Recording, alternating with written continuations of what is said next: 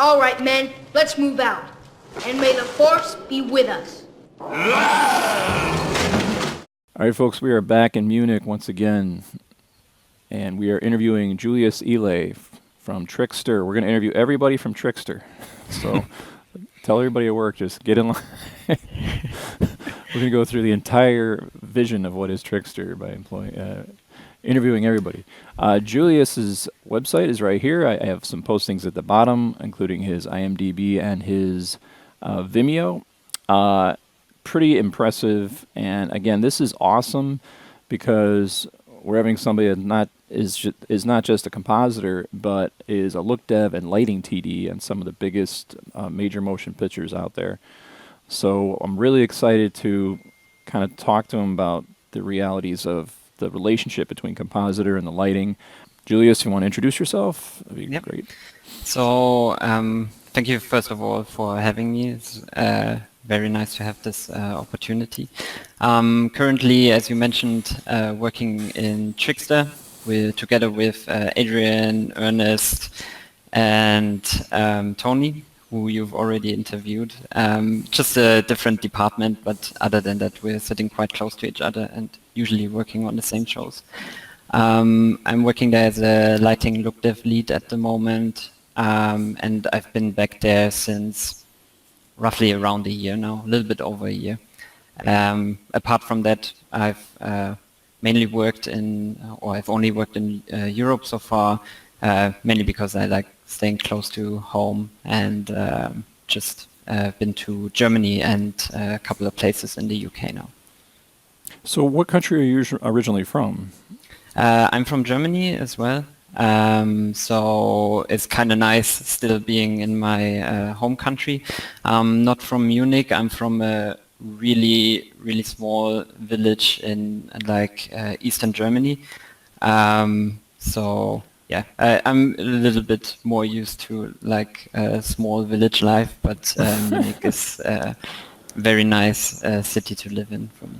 So I guess we could start out with what got you into VFX, and where were you like? Again, you're sort of like thinking about when we interviewed Mihai, you were kind of on your own in the middle of nowhere, right? And you had to obviously do some jumping from country to country. What was your first sort of realization that you wanted to get into this sort of stuff?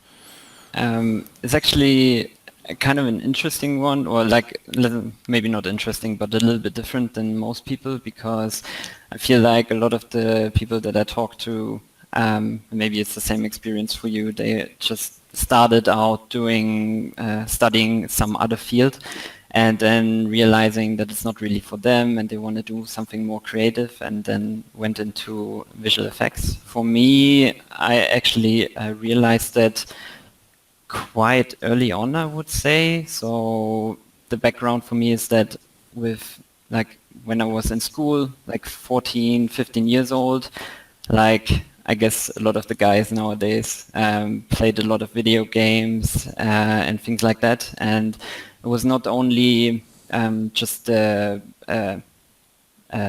gaming part that excited me, but there was a small community of people recording stuff. Scenes that were funny or where they did something cool or whatever, and they cut that together, synced it up with some music, and were basically editing some stuff. And that's kind of how I started going into that direction a little bit as well, just to share stuff with the world.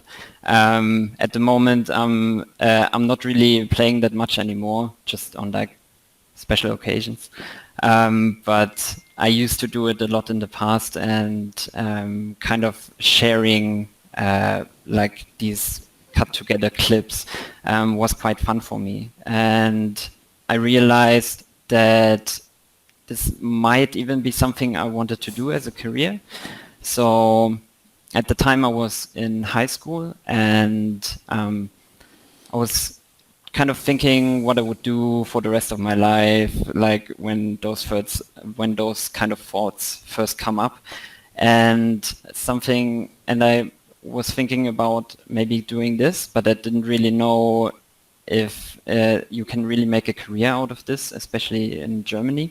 So I went out of curiosity, went to this like job studying fair for like young people near to where I lived. And there was a guy who was the head of the film and animation division of the SAE Institute, which is School of Audio Engineering, but they have different kind of media courses available. One of them also being film and animation at the time. And I was speaking to him, and he was saying that it's basically something, it's like I guess the right term is a private university that you could go to even if you don't have like a high school or grammar school diploma in Germany. And this was really exciting for me because it's not that I was super bad in school, but I guess I could have done better at the time, and I was on a grammar school, but I was thinking about, and I was researching it a lot, whether this kind of career would be something that you could do even without a high school diploma. And part of what I found out about it was that it's basically up to what you are capable of, what you have on your reel and everything, and not so much what kind of school reference you have. So at the time I was talking to my parents as well, whether they would support me with that. And at this point I also have to mention I'm really lucky to be in the situation that my parents were super supportive with me in my way, because I was honestly talking with them and was saying that this is what I want to do, and I don't necessarily need like a high school diploma to be like 2 additional years in school. And they were super supportive with it, and basically saying, if that's really what you want to do, we're going to support you. Of course, you have to give all your best, but I was perfectly up for it. And so I went out of school 2 years early to go to that SAE Institute, and was studying there for 2 years. The experience was really nice. At the time, unfortunately, they didn't have a dedicated like visual effects or animation course, so it was all mushed up together with film as well, from like film history to shooting stuff to editing, and then a little bit of visual effects and animation as well. But it was still a really cool experience. I learned a lot of stuff on my own as well in my free time, and was trying to build up like my reel to get an opportunity to work in the industry basically. And I didn't really have any high hopes of like going to any big companies or something. But yeah, I was there for 2 years. And then after that, I was applying around at a couple of places here in Germany, and ended up at getting an interview at a small commercial company, which is really close to where I live, which was amazing because they were doing a lot of animation and TV commercial, visual effects and stuff like this. And there were only a team of like 2 people. They were super cool, and I had an amazing experience there as well. So that was super fun in the beginning to work there for about 3 months. No, sorry, 7 months, I think. Cool. Yeah. So let's kind of go back in history here. Yeah. Your first gig, quote unquote. Yeah. And am I pronouncing it E3D UDIG? Yes, exactly. It's I don't think it's very easy for anyone outside of Germany to pronounce. It's dreideutig, which in German we have the word zweideutig, which is with the 2 instead of the 3, which means like ambiguous, I guess is a good translation. And they just made it with a 3 for 3D. It's kind of a pun in German. But yes, so they were really close to where I lived at the time, and I was super happy because when I came out of school, I really wanted to stay somewhere close to my family and my friends, and they were like half an hour car drive from where I lived, and they were really, really cool guys that I worked with. Cool. So you did a lot of lighting and rendering. Yeah, like it was texture it was painting. really cool in the sense that because it was a commercial place and they were only two people constantly working there, I had a lot of opportunity to do so many different things. Like I did a lot of stuff in 2D, from comping, roto prep, to all sorts of 3D stuff, some animation, some texturing, some lighting, like everything under the sun was super exciting and a really nice thing to start out with, because I think it kind of got me a little bit of a glimpse into a lot of the different departments in the beginning. What made you transition to Trickster? Because I'm assuming the area where this first job of yours is probably nowhere near Munich.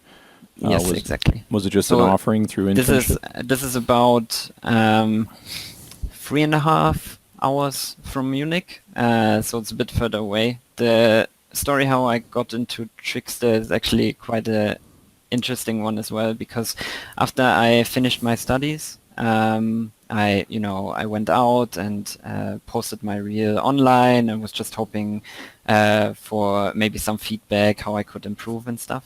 And at the time it was on VFX Talk. I'm not even sure if that page still exists, but it was basically a forum for mainly compositing-centered conversations.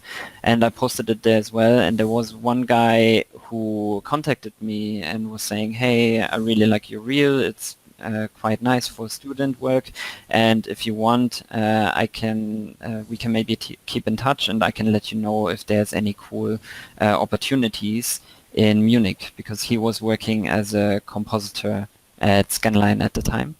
And about like half a year after I started at Dreideutig, he sent me a message saying, hey, Trickster at the moment is looking for someone to fill in a compositing intern position. And I was super excited for it. I mean, I applied, but I didn't really think I had a chance to get in there. But I got a call back, had an interview with them, and was pretty quick to get the job there, which was super exciting for me. Also a bit frightening because, like, coming from a small village, like, it's still in Germany, but going out in the wide world to a different place that is quite far from home, and also living there on my own was a Now, did was you have quite a lot big of? step. Did you have some clams saved? Did you find someone to share an apartment with when you eventually got to Munich? Yes. So I was doing the normal thing, like searching online for an apartment, and it was like 3 hours drive from where I lived, so I could like have apartment viewings as well. And it was relatively straightforward to find a flat share at the time, because it was for an intern position. Obviously, it wasn't that well paid, and Munich isn't necessarily the cheapest city, so I had to look for a place to share with somebody else, at least for the first half year. But that was pretty straightforward. I see that you were starting on Cloud Atlas. We have in Chicago. We have the studio Kineworks, which is the Wachowski studio, and we do a Cool. lot of collaborations with them. A lot of our students have worked on Jupiter Ascending and a lot of their projects. We were going to do our school was going to do some collaboration with Lana Wachowski for some art show in Berlin or something. So they seem to have some connection to Germany. There's a lot of interest in Germany. But working on Cloud Atlas, what sort of things did you work on there? If you don't It mind me was asking. was super exciting for me because I really enjoyed the story and the whole movie. I kind of heard a little bit of it before, and I was like looking through some of the edits that we have to kind of understand maybe a little bit of the story or something. I didn't really do that much on it. I was helping out with a little bit of modeling. We had a sequence where we had some establishing shots over a city where there were meant to be some clouds going over it, and I did some modeling for the city to have just some proxy geometry to have the to be able to put some shadows of the clouds going over it. And other than that, a lot of prep work when they were climbing up that mountain. There was a lot of rig removal work that I was doing at the time, which was pretty challenging as a start, prepping that stuff out, because I never done it to like this level of quality that was needed for That's the feature big, film yeah, that's work. the catch, everybody, when they transition from school to production. I had a student that worked on their series, Sense8, and he would constantly come, he couldn't tell me much, but I mean, he was just basically saying like the level of quality of just simple things like cutting two different acting takes together in a two-shot. Just that transition and all these little details of the roto work that he started out in was just so unbelievably meticulous. Yeah, and it's I think it's also something that can like overwhelm you a little bit, because at the time for me something that was a little bit of a wake-up call of how high the quality had to be was there was one project that I worked on was which was Agent 47, Item 47, sorry, which Item was like 47. the I think on the Avengers movie, on the first Avengers, the post-credit scene was also one of the first projects that I worked on, and I was asked to do a roto of a, I would say, pretty complicated shot of like two guys jumping over a bed and like fighting. And they needed to put some explosion in the background. So I was asked to roto that, and took me like, I was kind of trying to get it done as quickly as possible, because I guess for me, like most people, roto is not the most exciting thing in the world, and I just wanted to do something else. And I was still working on it for like a week or something, until I passed off my rotos to the compositor, and he was looking at it and he was like, man, I was looking through it, but there's a lot of wobbling stuff here and there, and I cannot really use this at all. So it was like the first kind of wake-up call on the level of quality that was People, I mean, needed. you always get, and as a teacher, I do that a lot. You give the first time students are given roto, there's, they have to be slapped across the face. Do it again, Yeah. you Yeah, know. I totally felt like that at the time. I mean, he was very nice to me, but I could also hear a bit of frustration, because I kind of like worked on this for a week and was still quite sloppy. There is no Um, rush in roto. That's the one lesson I could tell my students. Like, there is no yeah, rush. You cannot rush it. Whatever time it's going to take, it's going to take. You can't. 100%. Yes. Yeah. So, I'm seeing a little pattern here. I don't want to jump ahead, but it's interesting. Here you are at Trickster, right? And you're Yep. getting to work on what it looks like Age of Ultron, Bella, Captain America, Winter Soldier, Wolfblood, White House Down, Agent Carter, and Iron Man 3, which are huge, huge titles. And Yep. not to jump ahead, but then you move to the big house, DNEG. Hmm. But it's interesting. I see that there's a lot of return. It seems like everyone's like come home. They come back to Yep. Trickster.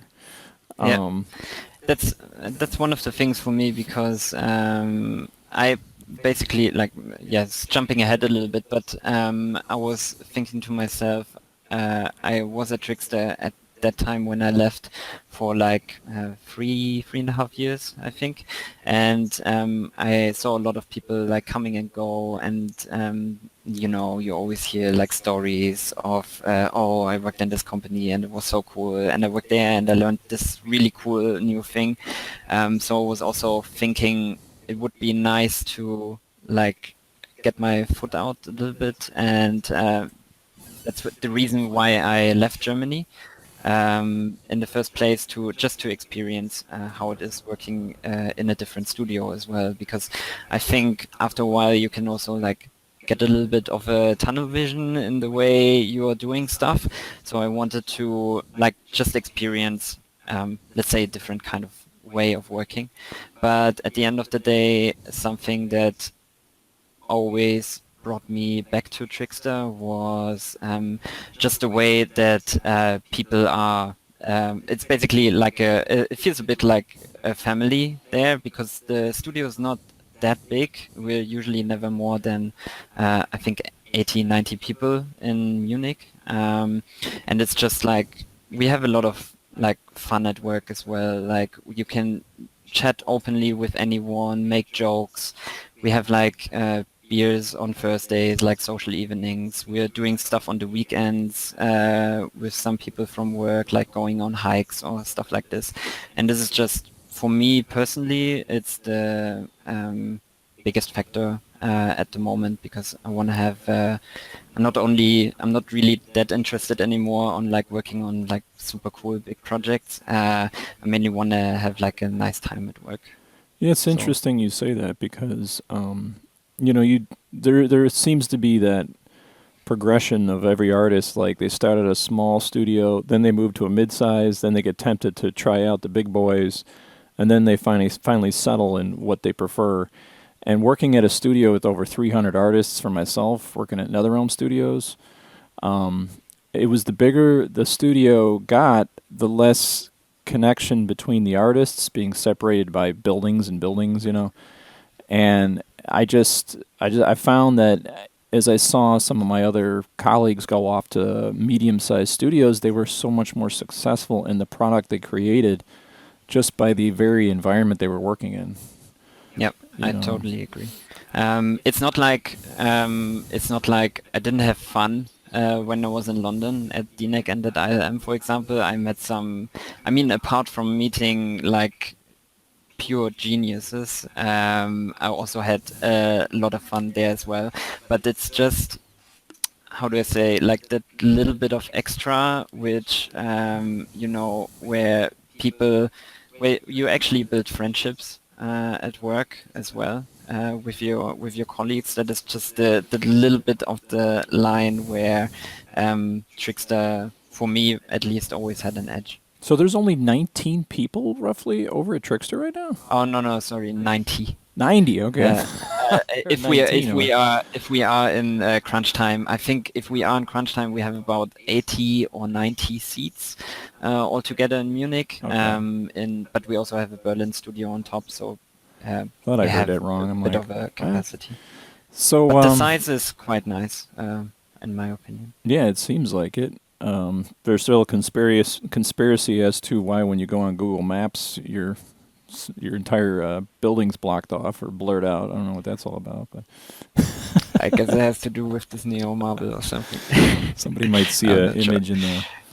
But okay, so what initially made you go, okay, this is really awesome. I'm working on Age of Ultron. I'm working on these huge films. But hey, and also, you know, we haven't even started that. I see that there's this transition from compositing to lighting TD. And for some of our viewers, they might not even understand what that is. You know, because a lot of schools don't teach lighting, you know, specifically. It's always just seemed to be a part of rendering, you know. Yeah. But could you talk a little bit about your transition from compositing to lighting TD at Trickster? Yeah, sure. So I was always kind of interested in both 3D and 2D. It just seemed at the time when I was starting out a lot easier to get a job as a compositor, because there was just a lot more work available. But when I was at Trickster, the nice thing about it was that you weren't really pushed that much into a corner. Like if you expressed that you would have interest in working in a different department, you would be more or less free to try it out. And I was really curious to get more into the 3D side of things as well, just to basically keep up with the technology and everything. And started out on, it was a TV series that was quite big in the UK, I guess, which is called Wolfblood, that I was working on, where I had the chance to do some lighting and rendering as well, which was really exciting for me because I always liked I guess what was appealing for me in lighting in 3D was the fact that it was quite a nice combination of artistic and technical knowledge in a way. So in one way you need to have a really good eye for what looks good, either matching stuff to a plate or just having or knowing how to give objects good shape or make them like pop. On the other side also the technical aspect was quite interesting for me because it especially if you're not in a procedural application, it requires a lot of like scripting and coding as well, which was quite nice to like hack up some small tools to help yourself working a little bit more efficiently. And I kind of went from there, still doing compositing on the next couple of shows, but I ended up more or less transitioning completely over to shading and lighting with Age of Ultron. Now, for those that may be compositors now or going into compositing and think, gee, that seems like an interesting transition. What were the first sort of tasks they started giving you in regards to lighting TD that you were like, okay, I know you're new at this, or at least new as an experience. What sort of simple tasks would they start you out with as you kind of enter this world? Yeah. So I guess it really depends on the company. Trickster was quite nice in that way because on the TV series that we did, we basically did CG wolves, and I was dropped right in setting up shots for that. I guess at bigger companies it's more like for lighting you will usually be handed over some sort of a base setup.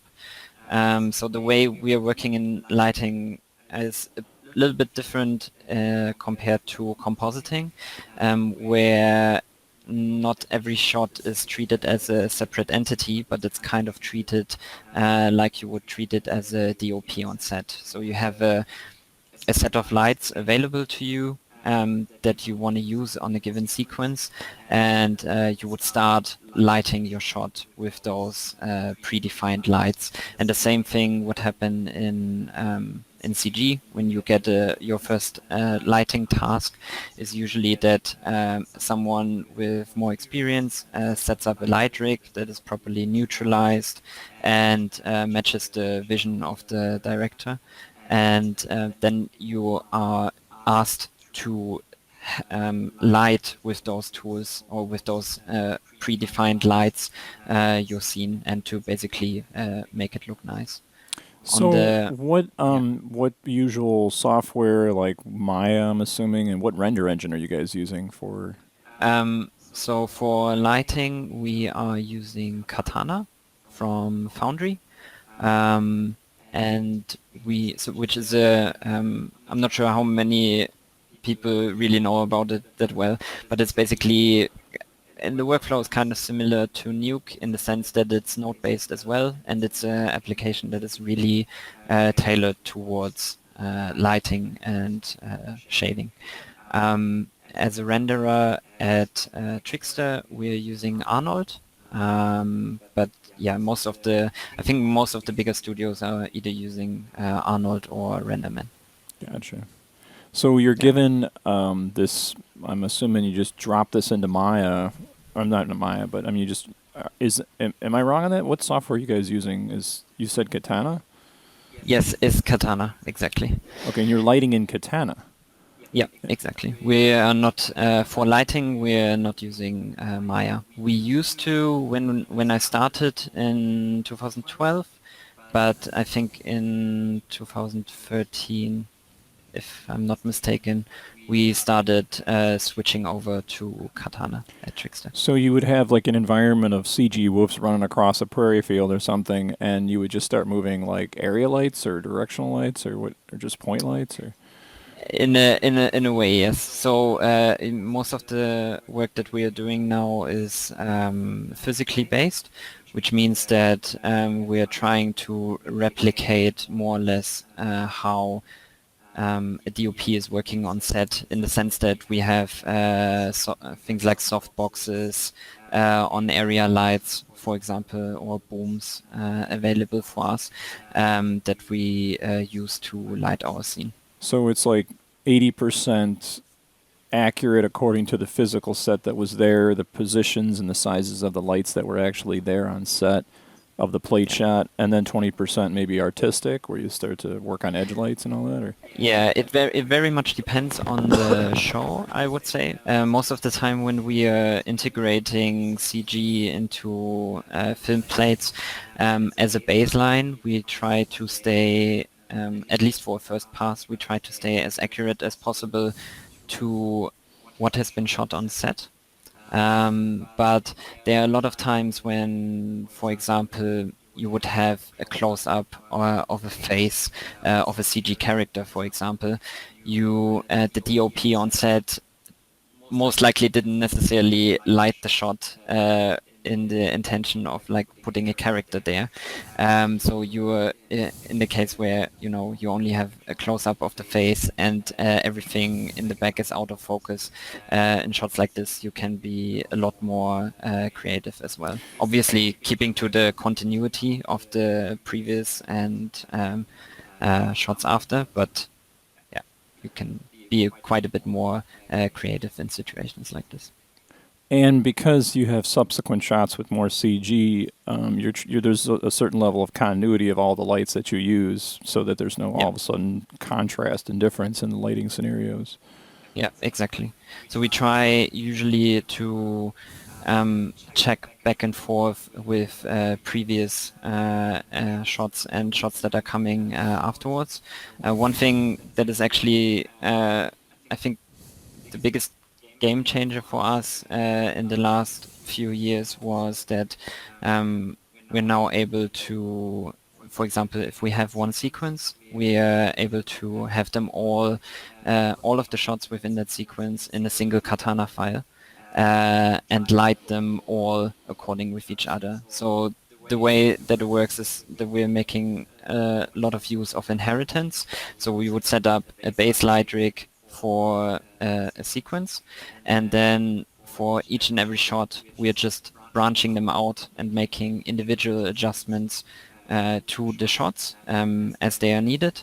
But it really helps because you are able to see all your shots in context as well, and you're not treating each shot as a separate entity where if something updates along the way you have to manually update everything. Instead, what we are doing now is if we update something, we have it all in one scene, and all the data just flows through to each and every It's interesting shot. you mentioned Katana, because I used to host the Chicago Founder User Group meetup, and at the time, Deke Kincaid, who is he's head of Digital Domains VR department right now, but he was representing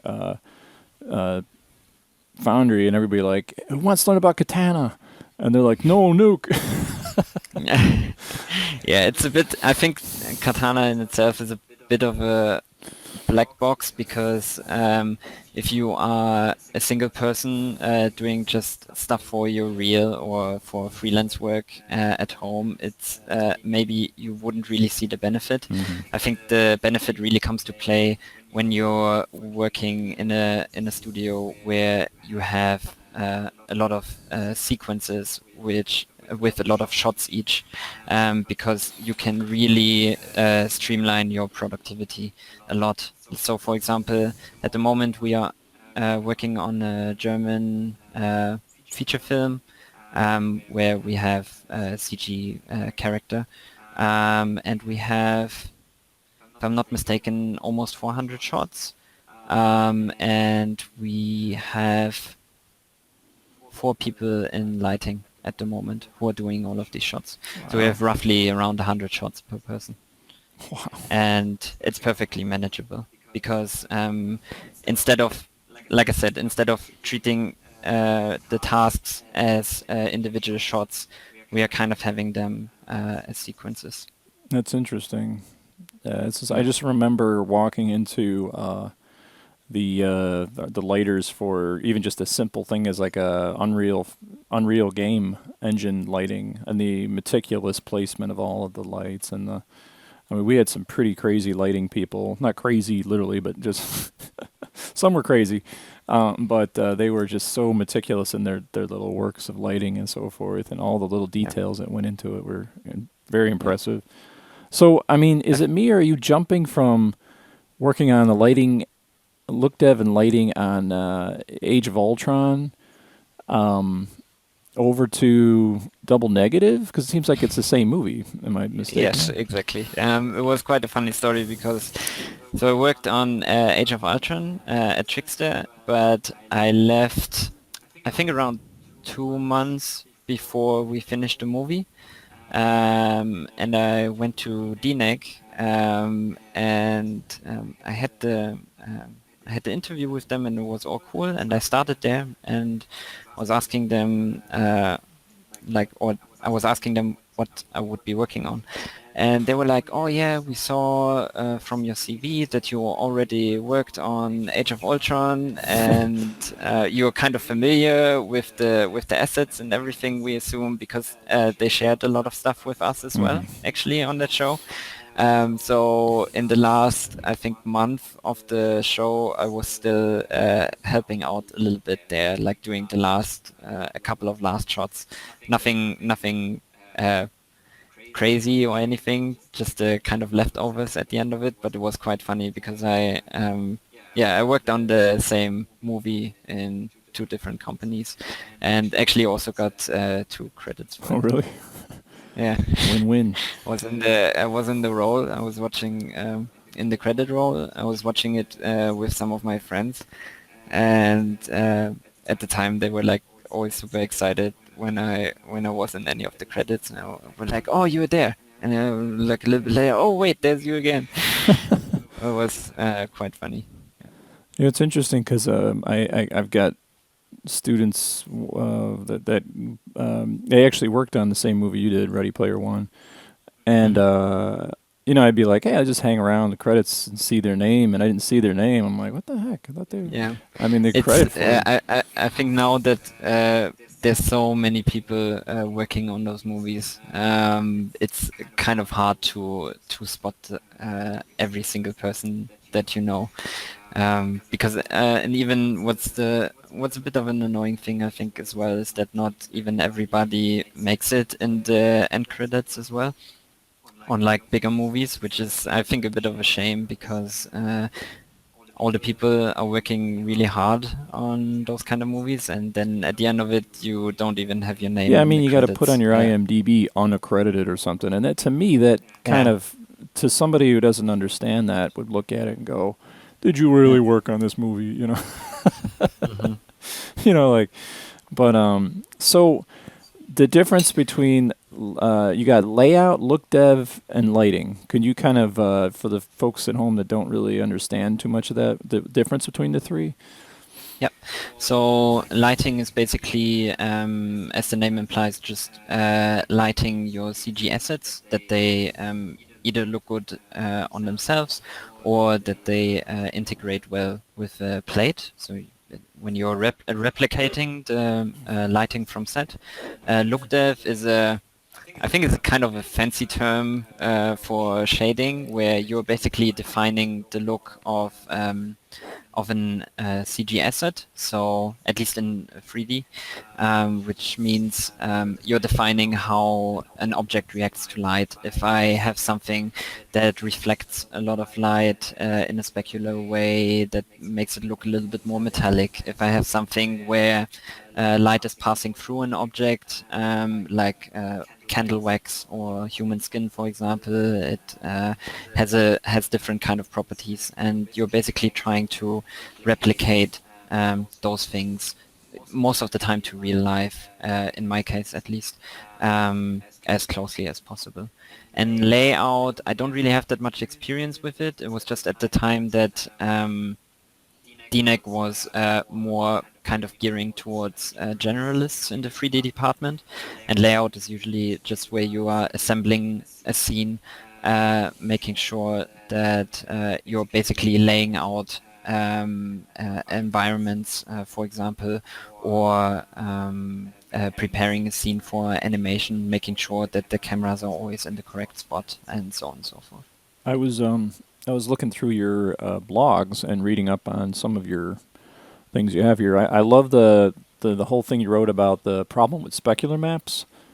How you talk Yeah. about normalizing the was the IOR and so forth. Yeah. I thought it was really cool. So I recommend everybody check out some of his blog articles. They're really, really interesting and really well laid out as far as understanding. But this one really opened my eyes. I was like, oh my gosh, you know. So Yeah. There's a lot of interesting things about this, and I think it's always the kind of the finding the balance between what looks good and what is accurate. It's especially in lighting and shading, it's always a bit of a battle between the two, because you can say, oh yeah, for example, I was lighting this shot exactly to match to the reference on the that was shot with the plate, but your lighting doesn't really look good. So it's always kind of finding the balance between like cheating it a little bit to make it look good versus still trying to be accurate to so the the balance real will world. balance between physically accurate and fanciful. Yeah, exactly. Yeah, I mean, at the end of the day, you always have to keep in mind that your renders are gonna make it to comp anyway, and depending on the shot, they might still tweak the AOVs around quite a bit as well. So even if you're staying as accurate as possible, there's still quite a good chance that downstream people will distort reality a little bit, let's say. So you've got Mockingjay Part 2, James Bond, Spectre, Ant-Man, and Avengers Age of Ultron. No. So let's just throw out there, for instance, I don't know, let's say like the Hunger Games Mockingjay. How many lighting setups were you assigned to on, say, a movie like that?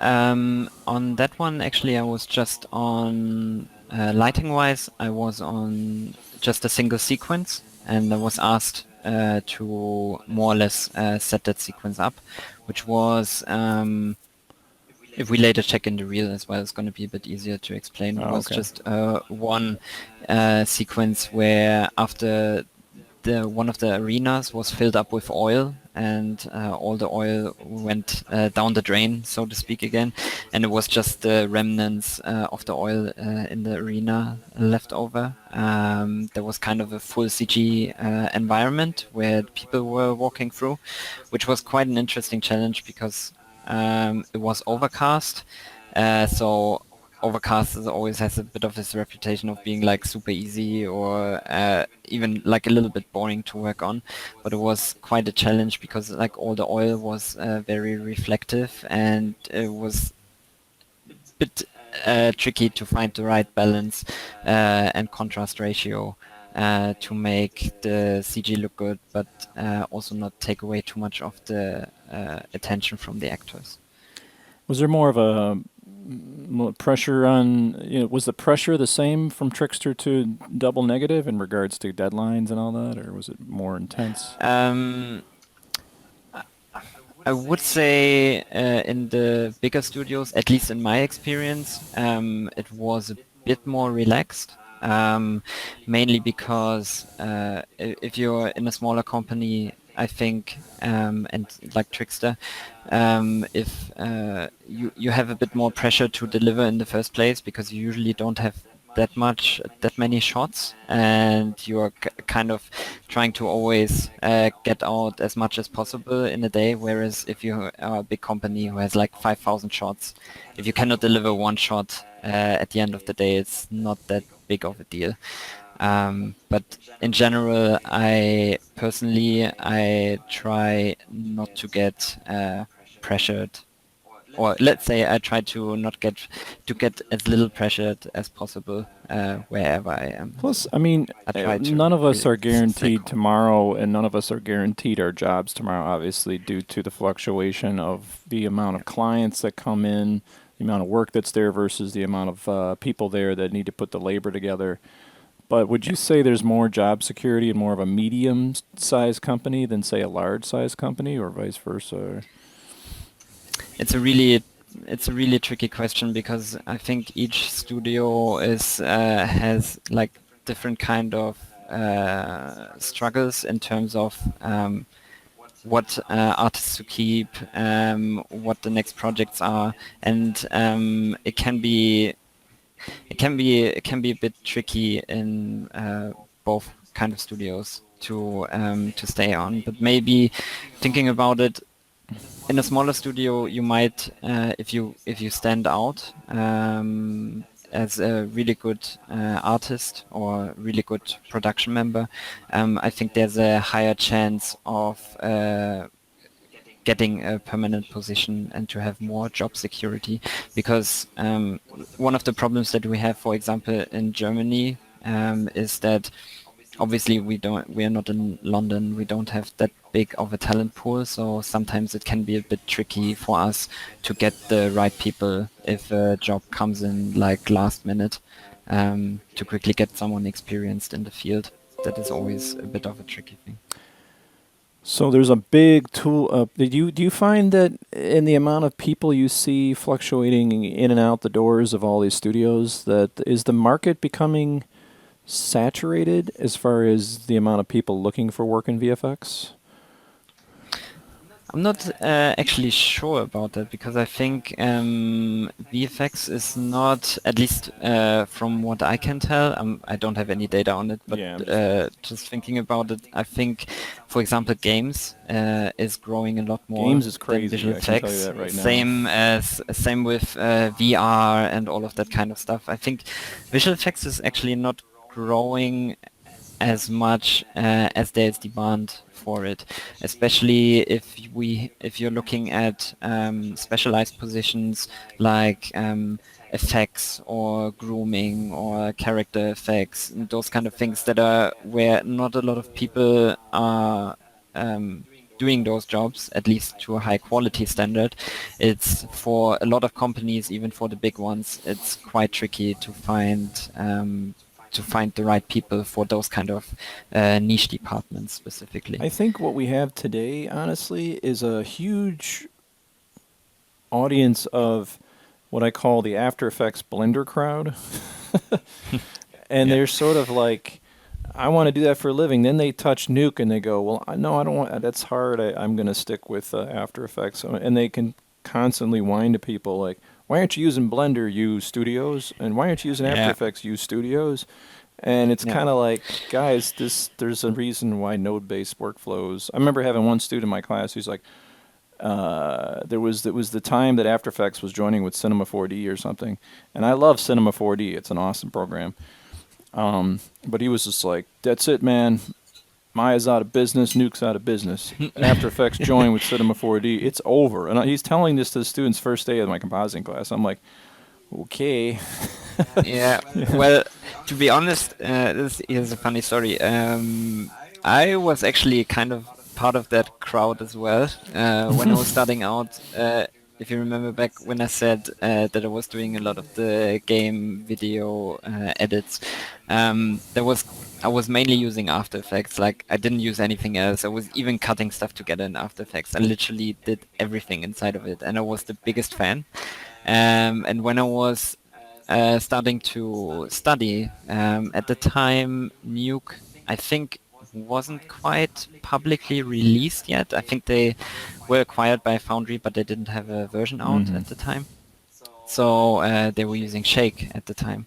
And I was opening it and I was looking at it because like it was advertised on the Apple website as well as like the big thing that everybody is using in Hollywood. And I was looking at it because I was kind of curious. And I opened it and I was like, okay, I look at it and there's a glow node, there's a color correct, there's a blur, like what's so special about it? There's nothing really in there that I don't have in After Effects. Like, where are all my fancy flashing effects and all the cool stuff like particles? Where's my video and, co-pilot lineup? You know? Exactly. Where are my video copilot tutorials? They're completely useless now. And I kind of opened it for like literally 15 minutes or something, then closed it and didn't open it for a good 6 months, I think. But after that, when you actually start working in a more real-world scenario where you actually have to do proper compositing, I think there's a point when it clicks. hope so. And that point comes for everybody at a different time, I think. But there's just one point where it clicks, and you're saying, "Man, if I would have to do this in After Effects, for example, I would be completely Open up them screwed." triangles. Yeah, But okay, so what's interesting is you swim with the big sharks, right? Over here in Double Negative, and then you're back at Trickster. I noticed. So I'm assuming it's just Yeah. like a job ends. You were like, "Hey, we could have you back here." exactly. You know, it Yeah. wasn't a matter of like, Was- you know. Yeah. And I mean, I didn't leave Trickster in a bad mood or anything. I was just, when I went to DNEG, it was just to gain some more experience. And I also told them that I would be happy to come back at any time. And DNEG at the time said they wouldn't be able to extend my contract because they didn't have enough work coming in. So I was just checking up with Trickster again. They were happy to have me back as well. That's cool. So back at Trickster, we got Guardians of the Galaxy 2 and Captain America 3: Civil War. Yeah. What, There was go ahead. Sorry.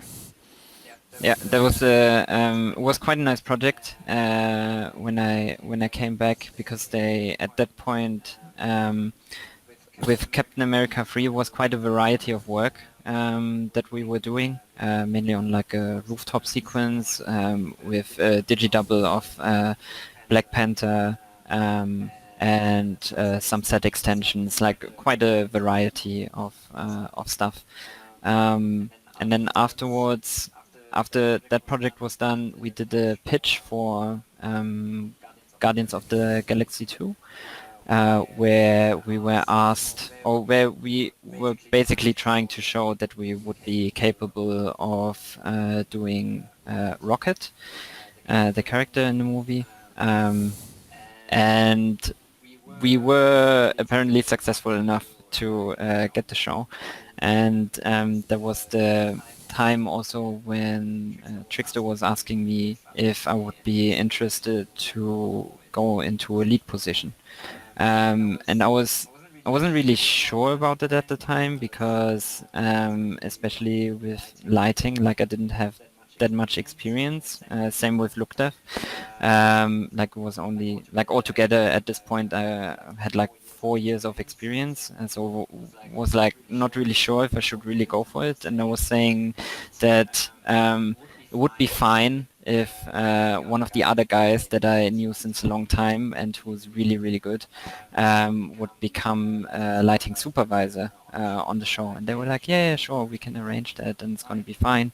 But then at the end of the day, that didn't happen, and I had already signed the contract to be the lead, and I was kind of a little bit scared of it, but I guess it all Now, when you worked out move fine in the end. from Lookdev and Lighting to to TD to Lookdev and Lighting lead, what is the difference?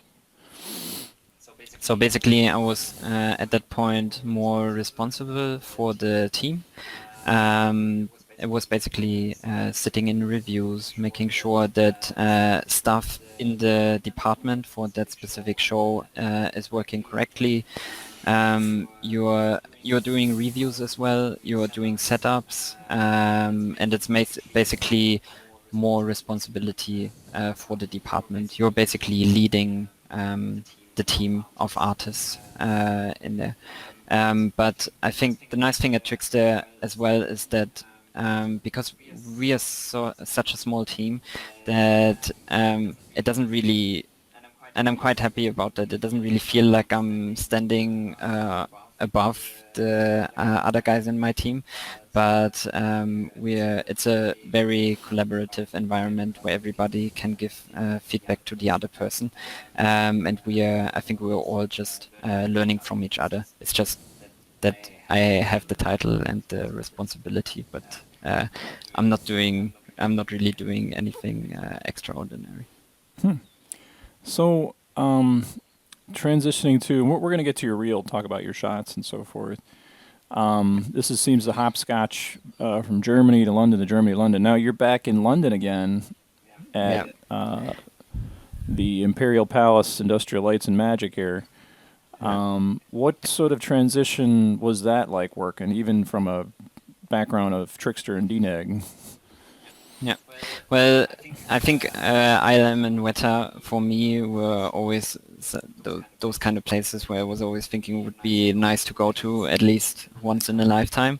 And the nice thing about ILM was that they were in London as well, and I still had an application open with them since a while ago, and they were asking me at the time if I would be available actually just when we finished Guardians of the Galaxy 2 at Trickster, and it was a bit of a difficult decision, but I decided to go there again, back to London and to try it out, and it was a really cool time.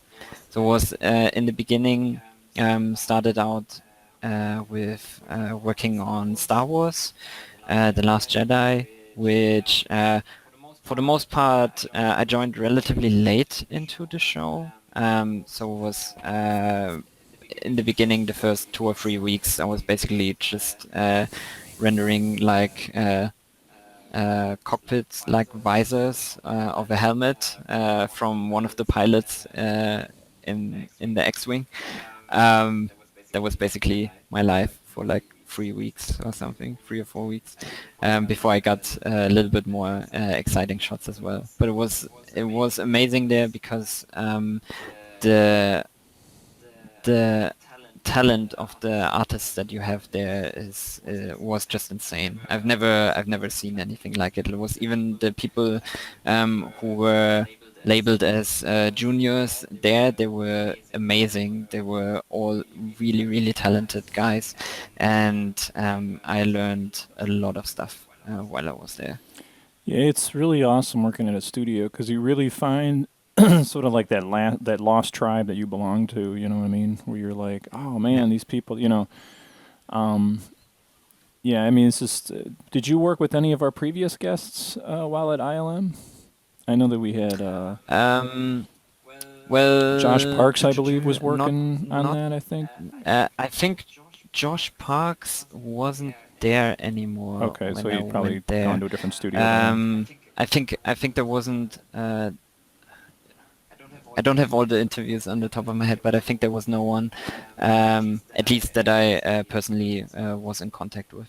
There were there were a couple of people that I had previously worked with here and there, but mostly it was, for me, it was a completely new environment as well. But like I said, the people were super supportive. My leads and supervisors were amazing, and yeah, and overall a really good time. I would love to. I'm trying desperately. If you're out there, give me an email, please. Trying to find somebody who's working, say, in Moscow at a major VFX house in Moscow, to give us a Russian, background in regards to. So if you know any Russians, please. I know one guy. Well, I know one guy we have at work who is Russian, Alexei Krushinsky, but I'm not sure if he's actually ever worked in Moscow. He's currently the compositing supervisor at Trickster. Is there any VFX houses? Yeah. There's some big ones in Moscow, right? There are some, but I don't remember the name of the top of my head. And I think they're actually doing quite some international work as well.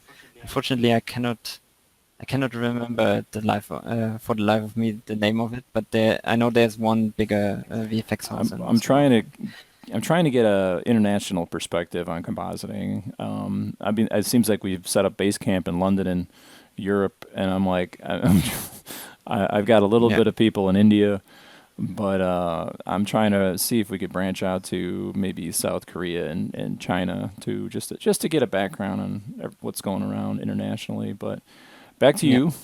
you. Working on here, this is an interesting thought. Like I had a student that was in the Singapore office working on Ready Player One for Industrial Lights Magic. How do you work with artists that are that far away and at that different of a time zone? Would you do you talk to So them that are out there in Singapore when you worked on these, or?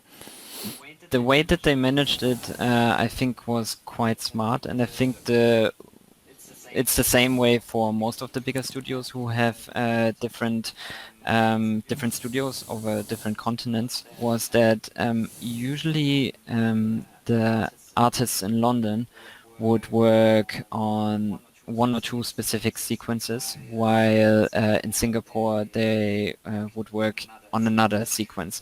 So there's not that much interaction, because the problem is if you're over that many time zones and you would, for example, let's say I would light a shot in London and I would have the compositor in Singapore, they would write me a message that something's wrong with my render, and I would only read it the next day, so there would be a lot of delays between the work.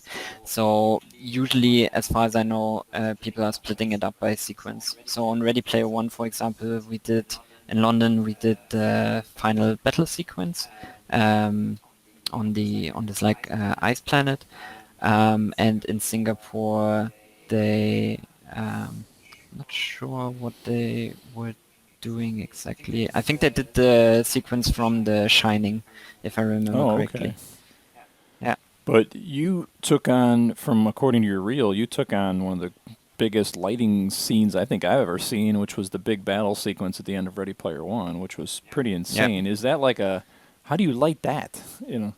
Yeah, it's really it was really tricky because actually, thinking back to it, it wasn't as tricky as I expected it, because the sheer amount of geometry that you had there was just overwhelming, and it was basically not really that easy to when you have a complete scene like this, loading it all into memory to render it on a single machine can be really tricky, because each of the crowd agents is like a proper geometry as well, and you have a high-res environment, you have lots of effects layers as well on top.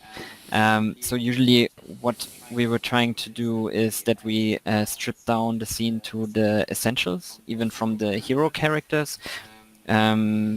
We would isolate only like the outer shell, for example, which gives enough of a representation to judge your lighting well enough, so that you can actually set up your scene, and then you would, on the render farm, you would render the full thing.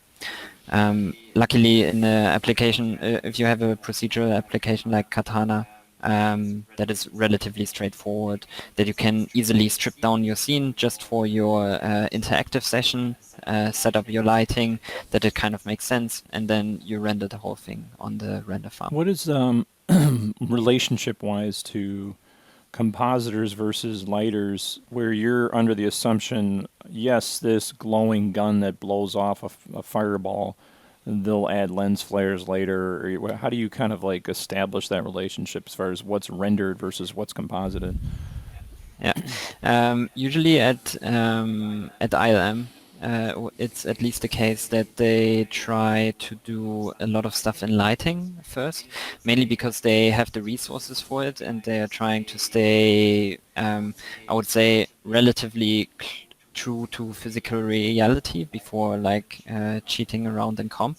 So a lot of the stuff there is being set up on the lighting side, where comp of course does lots of stuff integration wise afterwards, like adding 2D elements on top, but not necessarily in every case tweaking the renders a lot. Whereas at Trickster, for example, it depends a little bit on the time. If we are a little bit low on time, we usually shift some of the adjustments that we would usually do in lighting. We shift them over to compositing. But most of the time, I would say it's a matter of how many resources you have. Gotcha. So kind of finishing up where you're at now, back at lighting and look dev lead at Trickster. Now you're officially, I mean, you were lead before, right? And now you're back again as a lead working Yeah. on a feature film for, besides working on Captain Marvel, but also working on a undisclosed German feature film as of right now. Yes, exactly. Unfortunately, I'm not really sure if it's already official that we are working on it, but it's nothing too crazy. It's German movies usually don't have, unfortunately, don't have that big of a budget. But it still looks really nice, the kind of work that we are doing right now, and it's a very relaxed and really cool project. What do they tell you? Because I talked to different guests, and they're like Mihai Stan when he was talking to me, he was like, I can't disclose to you what I'm working on, but yet at the time what he was working on was on the website. You know what I mean? But are people that careful not to even say what they're working on, even if the website says that's what they're working on? I think, to be honest, the project that we are working on right now, nobody would really care if I would talk about it. But of course, when you're working at a bigger studio, you are signing an NDA that unless stuff is published on the website, or as long as no trailer is out, you are not allowed to talk about the project. So we're going to go through the reel and just talk about different work, and we're going to try to press as much detail as possible here. So I think we'll just do one run through here and see what it looks through, and then we'll stop. Yeah. I think one thing that's also worth mentioning for this is that actually the last update I had before this one was from 2015, and this one wasn't really for the purpose of like applying anywhere. It was just for me, for fun, because I like editing and cutting together stuff as well. So it was just like a fun experience for me to cut something together. It's probably not the best idea to cut your reel like this if you're applying somewhere. Just if anyone's watching who's trying to get a job in the industry, because there's a lot of jump cuts and a lot of like quick back and forth shots, which is basically for me was just like syncing to the music and trying to get like a cool vibe with it. But yeah. Well, it's different. I mean, you could see, you obviously note that at the bottom here, you say a not so serious reel, but just a fun edit. Yeah. But I like it. I really like the editing that you did on it. It's really, I come from an editor background, been editing for like 20 years, and I like the fast pace of it. A lot of these shots are quick anyway, Yeah. And you probably don't have a lot of breakdowns for them anyway, too, Yeah, exactly. That's always a bit tricky thing to get your hands on breakdowns for anything specific. That's always a bit tricky, because not always studios don't always necessarily allow it. So let's kind of take this one shot at a time here. Yeah. So right, here's a shot. Those first two shots of rockets, I think, are definitely my favorites. Was from Guardians of the Galaxy 2, working at Trickster, was, I think, so far my favorite project that I worked on as well, because it was just was a great team, was a great experience, was a nice movie without too much stress, I would say. And I think the results also speak for themselves. What other studio were you partnered with in regards to the continuity of having sure that Rocket looked exactly the same in between two different post houses? So Rocket initially was developed at Framestore, and they sent us their model and the textures that they were using. It was quite a tricky thing to get it to look exactly the same. But they sent us a lot of different references of very close-up shots. So we were trying to match it as close as possible to the reference that they had. And I think I did the look dev on Rocket, and I think overall until it was in the final state, I think I worked on it for like 6 or 7 months. So it was quite intense to get it right. Even though we were working from a reference, it was still quite a challenge. And how many shots would that 6 to 7 months consist of in your ballpark? There was just the development of the asset to match the shading and Gotcha. the material responses and everything. Overall, I think on the show we worked for about a year, if I remember correctly, and I think we had around 200, 300 shots, something like that.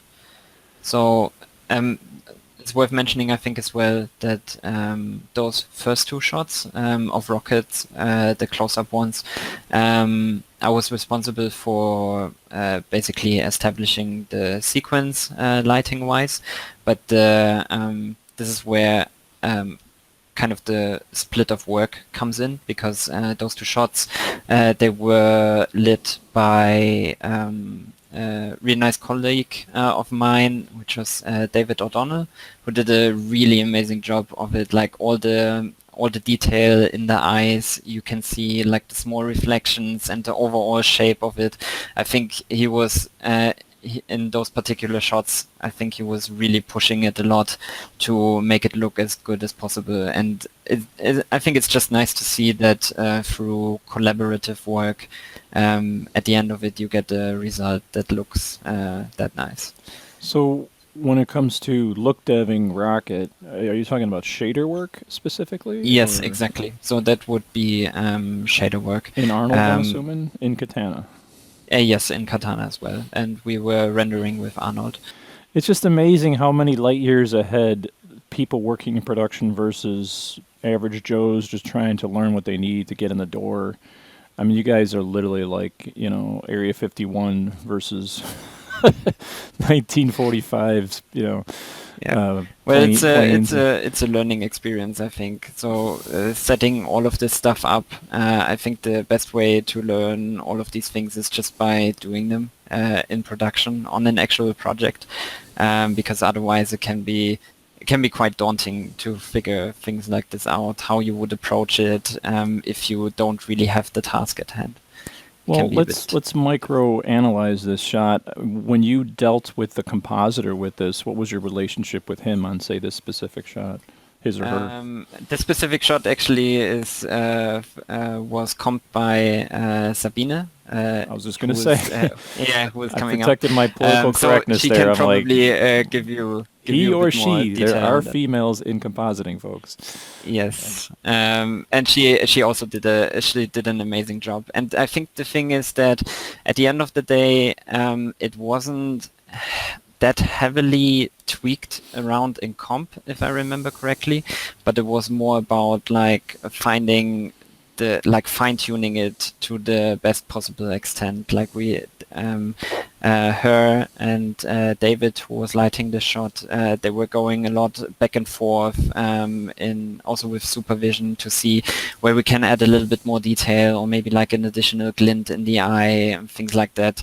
And I think it's just the way that it came to the result was really nice, because we didn't just dump a render to comp and just say, no, you have to deal with it. But we went a lot back and forth with trying out techniques and what would be the best approach to it.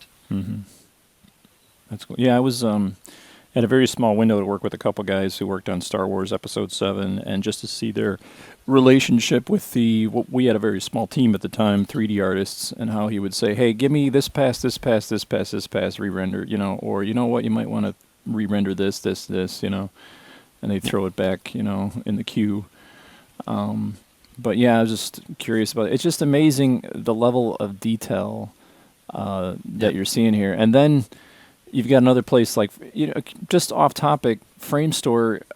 What's the story with Framestore? I mean, I've hosted the user group meetup in Chicago's Framestore, but they're very small. Is Framestore like another ILM basically? Are they at that level where everyone's like, oh man? And do people? I don't see a lot of people like going there.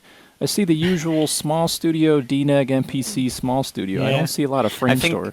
I think in London they are quite big. I haven't worked there myself, but I have a couple of friends who are working there at the moment, and they all have pretty positive feedback for it. So from what I hear and also from what I see, from the kind of work that they are doing, it looks definitely pretty impressive. So, but I think also the thing is that nowadays, because CG is in a way becoming so accessible to everyone, that it's not so much up to the studio anymore what kind of work they are producing, but it's more up to the client, what they actually want, how much they get involved with the artistry. Because, for example, the Framestore was also doing Paddington, which looked amazing. It was a really, really cool show as well. And it just shows that the kind of stuff that they were doing was like cartoony and realistic at the same time. And it just was working really, really well. We're actually going to be interviewing Ivan Sorgente, I think his name is. I cannot pronounce his name correctly, so I apologize. But it's going to be a while. He's a very busy man, and we're trying to... I got an interview with him, I believe it's in September, or sometime September, maybe even later. But we got these other... I'm starting to bring in some Framestore interviews, which is going to be great. So they'll kind of share your experiences with you guys. So you ultimately match up what they have in regards to this shot, and they're like, okay, good to go. And it seems to be like the medium-sized studios. They're always trying to say, hey, we can help you with some shots, or we can we can contribute. I think, what is the movie, 2012, where every post house was working on that movie, and it was like, hey, I'll take a chunk of that, But you basically have to do like a proof of concept showing like, hey, we can do... exactly. We can do this character, so let us come aboard and help you guys out. Exactly. Was the same thing with Trickster as well. We first did a pitch because this was, at the time, it was the most complex character that we've done, I would say. And we, of course, they wanted to see if we are actually capable of bringing it to the same level of quality as Framestore. And it took a lot of effort. Because we simply don't have that much of a manpower, but I think in the end it was working out quite well. I'm quite happy with the sequences. Yeah, it looks amazing. Looks really amazing.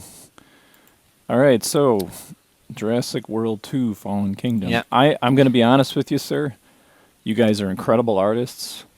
I just was so angry at this movie because it's just, I don't know, it was something about it. I saw Jurassic Park, the original, in theaters when I was a kid, and huge Michael Crichton fan. I actually got a copy of him. He signed one of my book and everything. I went to the book sign, and I really believe these movies just, I don't know what it is, man. They took the soul out of Jurassic Park, but the VFX are amazing.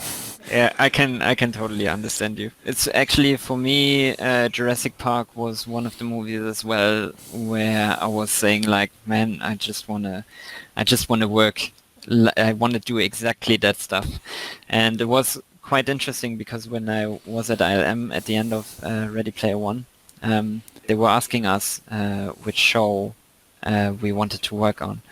And I think it was Avengers, Jurassic World, and some other movie. And I was just saying, well, I don't really care that much what I'm on, but if there would be a space available on Jurassic World, I would really like to work on it. And then they actually got on the show, and I was just like super happy because it was my absolute dream movie to work on, because it's just the kind of movie that got me into working in this field. And I agree, like, the movie isn't like anything but the popcorn movie. I will have to say, though, it has dinosaurs inside of it. That was enough of a reason. Whoever did that scene underwater was jaw-dropping. The scene where he's breaking into the ball or whatever. I mean, that was unbelievable. I remember sitting there like, oh my gosh. I watched it on, I think it was like free on television on cable network or whatever, and I'm like, all right, let's see this, you know. Yeah, it was amazing. They did it in London as well, if I remember correctly. It was I didn't work on it myself, but I saw, like in dailies, I saw the reviews coming through every now and then. It was just amazing. So for this specific shot, you know, you're in charge of, it says a secondary character look dev. Can you mind kind of elaborating on what you did for this? Yeah, so we had already an established shading setup for the T-Rex at the time. But the thing was that the way it was set up, all the textures and the shaders, they only held up for like medium shots, and we only had like I think 2 shots that were really really close up. This being one of them. So we had to do some additional work on like the eyes. There were specific textures just painted for this close-up section here, which were a lot more high-res and detailed to make sure that it actually holds up with the framing of the camera. And overall, I was just doing a little bit of adjustment on the shaders of the eyes and of the like mouth area that you see in later shots as well. Wow. Okay. Yeah. So it's a bit. It was basically like I had a base to work from because it was established already. But then for this specific close-up shot and for like for extra sections of the T-Rex itself, I had to do some adjustments to make it work to the supervisor's direction. That shot was just really nice as well, I think, because it had such a close-up interaction, and was like when he was waking up, and you see the shadow of Owen, of the character, like going over it as well as he moves by. It's was quite a nice one too. Do you have like a digi double there causing those shadows? Yes, Okay. exactly. So we had they rotomated Owen there, which is basically rotomation is a term for matching the animation of something from the plate. So in that case, they just put the digi double of Owen there and animated him according to what he was doing on set, so that we can cast shadows that are accurate onto the T-Rex as well. Gotcha. Yeah, it's really awesome. And then, of course, you know, there's the compositing work is amazing. You know, just, Yeah, they did a really good job. He was basically acting in front of a T-Rex, like life-size T-Rex puppet that they had on set. I think the original plan from the director was to keep that puppet for the close-up shots as well, but they ended up replacing it with the CG version, and they basically rotoed him out. Yeah, and with all the fine hair details as well, it's just amazing. Yeah, I was gonna say that must have been interesting. Yeah. But yeah, hold on. Excuse me, I got a cold. I'm getting over. No worries. All right, so Guardians of the Galaxy 2. Yeah. So this was another sequence that we had where we basically had to replicate this whole environment. They built the very middle section with the like yellowish flaming lady in the background. They had that on set, and everything else is CG. Basically. So we designed the buildings, we designed the billboards, and all the people walking around, they were green screen elements that were placed all over the scene in comp eventually. So your work on this specifically was the light rig for the lighting. Yes, exactly. So we all those billboards that they were all meant to glow. It was basically like this kind of disco-esque planet. There was the briefing was basically to have it full of light, to have it like basically a nightclub planet full of these sort of houses that are designed in this way, and we did I did the setup for the billboards in this shot, and the overall lighting as well. And this is not 4K, this is 2K, correct? Workflow. Yes, exactly. Yeah. As a lighting person, 4K versus 2K, when the final render is finished, is there a big Yeah. difference in regards to workload? Or?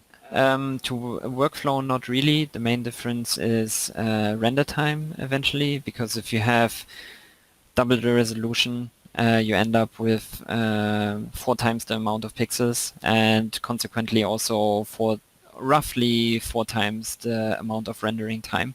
So that can be quite significant.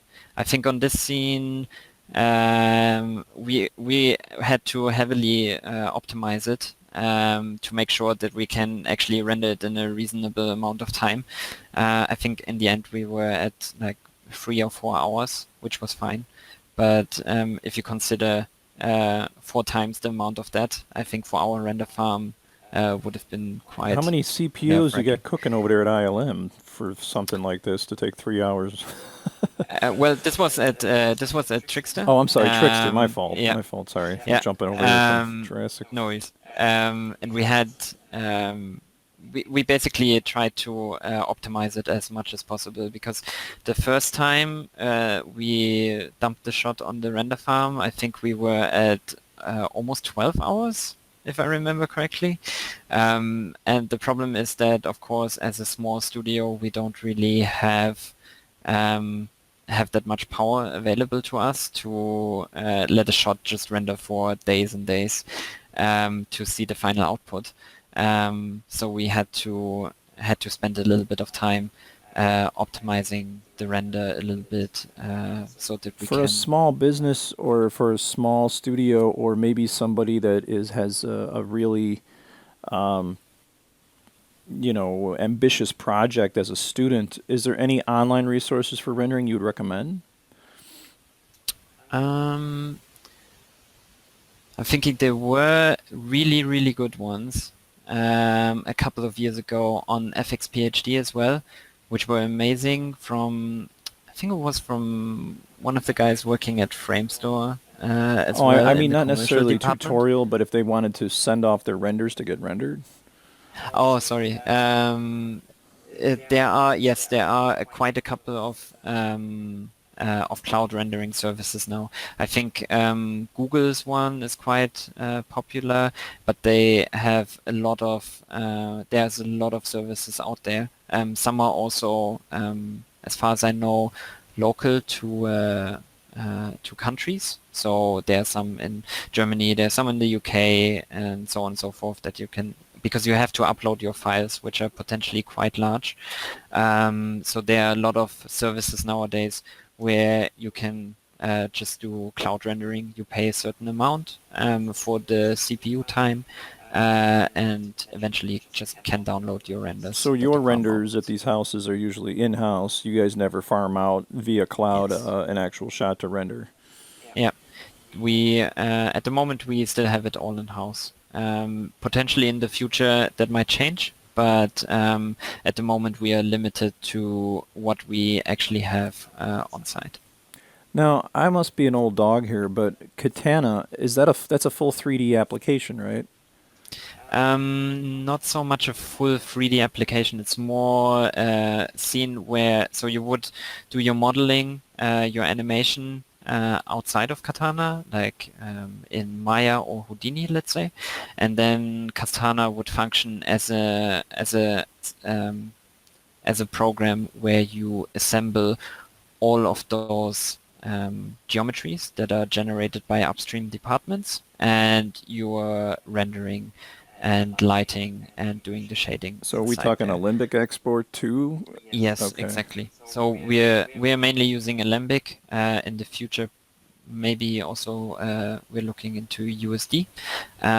But yes, at the moment we are working fully on Alembic. Now's your chance to hate on Maya. Any reason why you do not render in Maya?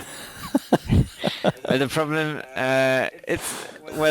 there's different discussion points. And there's Maya still is a really, really good application, but the problem is that in my opinion at least, the work we do at the moment, we couldn't do the same way and as efficiently inside Maya, simply because the way that the program is set up is very, very different. The philosophy is a nodal-based one versus a non-nodal-based one, and Katana is just really tailored towards look dev and lighting, whereas Maya is more like an application where you can kind of do everything inside of it, but not necessarily in the most efficient way. Gotcha. So it's not really about quality, but more of efficiency, transitioning from exactly. rendering out of Yeah. RL out of Maya. You can definitely achieve exactly the same quality in Maya. There's no doubts in it, but it's how, like, the way to get there. I think would be a lot more cumbersome. In regards to Industrial Lights and Magic, did they have their own proprietary render, or were they going through the same workflow with Katana, or? They were also using Katana as well. Yes, That's they were interesting. rendering with RenderMan, but they were also using Katana. Katana is open in the sense of as long as you have a rendering plugin that works for it, similar to Maya or Houdini, you can use it inside it. So it's renderer agnostic. The render layer setup in RenderMan was a nightmare, if I recall, and I actually was the only one that made a video online how to actually workflow it, and it got like, I think it got like 15, 20,000 views, and people are like, oh my gosh, someone figured out how to do the render layer, because it was like, it's not just one window, it's like 3 windows or something. It's really weird, and I could see why you guys are all like, okay, that's interesting though. And now I'm wondering, like, for those that get the education or the graduate version of the Foundry licenses, if they should start kind of diving in and getting their hands on Katana if they want to get into lighting and look dev, Well, I'm probably a bit biased in that regard because I've been working with Katana for a long time now, and for me, at the moment at least, it's the best solution that I can imagine for it. The thing is just that if you're a student, and it's kind of getting back to the point that I had earlier, if you're a student and you're starting to look into it, you're like, why would I ever render inside of it? It doesn't give me really any benefit if I just want to render my model. Render it, yeah. And like, I can do exactly the same thing in Maya, for example. There's not going to be any difference. The really big difference comes with efficiency in production when you have a lot of different shots, a lot of different sequences that all have to stay consistent in one another, because, like I mentioned before, you can have all of the shots in a single sequence inside one single Katana file, and that can be managed by a single artist, and that is a huge efficiency boost. That's cool. So it's literally like a dropping ground of different folders of Alembic files where you're throwing shaders on, you're lighting it, and then you're rendering it with the ability to jump back and forth between shots for continuity's sake. And that's cool. Exactly. All right, continuing on. Sorry for this shot. Anything? Yeah, that is I'm not sure if it's that easy to spot what we did there, but basically for all the robot ladies that we have inside there, except for the head, they're full CG as well. And on this specific shot, I did the lighting for the robots inside there as well, which was a really interesting challenge because it's like everything is flickering and you have like lights going on and off, and they did quite a nice job with the lighting setup on set as well. And I think also for comp it was quite a big challenge because if you look at it in detail, you see that the windows are quite dirty, and they had to put that behind the dirt in comp as well, which was this, I think Adrian or Ernest challenge. actually comped this shot. I remember us showing this shot earlier. I'm not entirely sure who was comping it, to be honest. but could be that it could be that it was Ernest, maybe. But I'm not entirely sure. But it was a super fun one to work on as well. So this shot, obviously, look dev. I'm sure there's a lot Yeah. going on here. Yeah, it's one of those shots also where it's a bit more hidden. The basically what if you saw the original plate for this one, they only had the girl and the people in the crowd in the foreground on in front of a green screen, and all the buildings in the background are basically CG. And I think they were initially being worked on in Singapore at the DNX studio, but they gave it over to us in London at the time because we were working on a different sequence, and we were re-look deving and retexturing those buildings to make them work for our sequences. Yeah, it looks pretty pretty amazing here. It's like Yeah. It's quite a nice shot. I think also in this one, once again, like Comp did a really, really cool job of with the integration of the smoke and the jet flying over. You see a little shadow going over the smoke and stuff. It's quite a lot of details in the shot as Has well. V-Ray kind of disappeared off the scene, or what's the story with V-Ray? Do you see it around at all? think- Well, I think there's still a couple of studios using it. As far as I know, Scanline is, for example, using it, Method, and I think Digital Domain as well. So there's still a couple of people using it. To be honest, I'm not really up to date with it that much anymore because I only used it when I was studying. But it's definitely a very capable render engine as well. I just haven't really used it in production at all. Is the whole sell for Arnold the fact that it renders a quadrillion polygons and all that? I mean, is that the Yeah. big spiel with that? Yeah. I mean, at the end of the day, I think nowadays the difference between all the different render engines is not that big anymore. Like I remember in the beginning when I was starting out, it was a huge hassle to get RenderMan render going in the first place. Just because it was very tricky to set it up correctly. I mean, it would render super fast at the end of the day, but getting there was quite a big burden.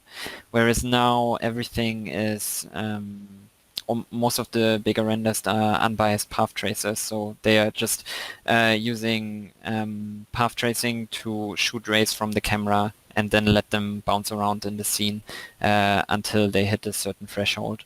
And all the renderers nowadays are working that way. It's not the fastest way, but it's an easy way to set up, and it gives realistic results.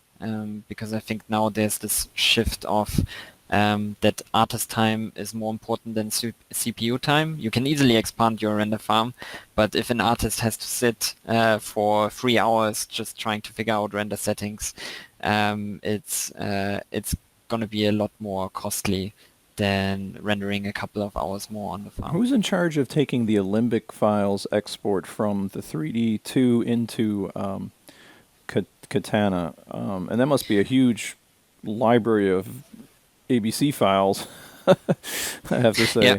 So we basically cache out everything on a shot-by-shot basis, but that because of the amount of shots we have, or basically I think every studio is working that way, is that you have automated tools in the pipeline that basically where you just say export and then it puts it on the farm, does an Alembic export, and it would end up in the correct place where it's easy for lighting or any downstream department to pick up. So because that's otherwise, where if your you TD would scripting comes in, and you just hit a button, and then all Exactly. volumetrics, models, animations get pumped to the right place, and it just pops up on your screen. Okay. Exactly.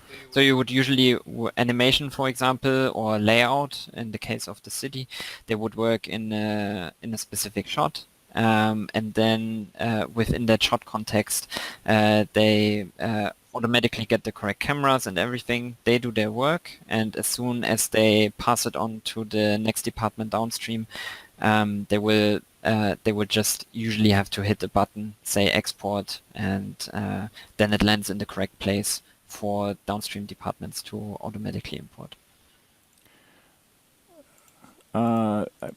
Star Wars, yay! Yeah. So there was there was 2 shots like this in the movie with like BB-8 in the foreground, which were quite fun because they were kind of one-off shots, and I was free to set them up myself as well. So were like quite a nice challenge, because the shapes are relatively easy on this character, but they had a practical one on set. The problem with it was that some of the animation they couldn't really do with it on set, so they ended up going for replacing it in CG.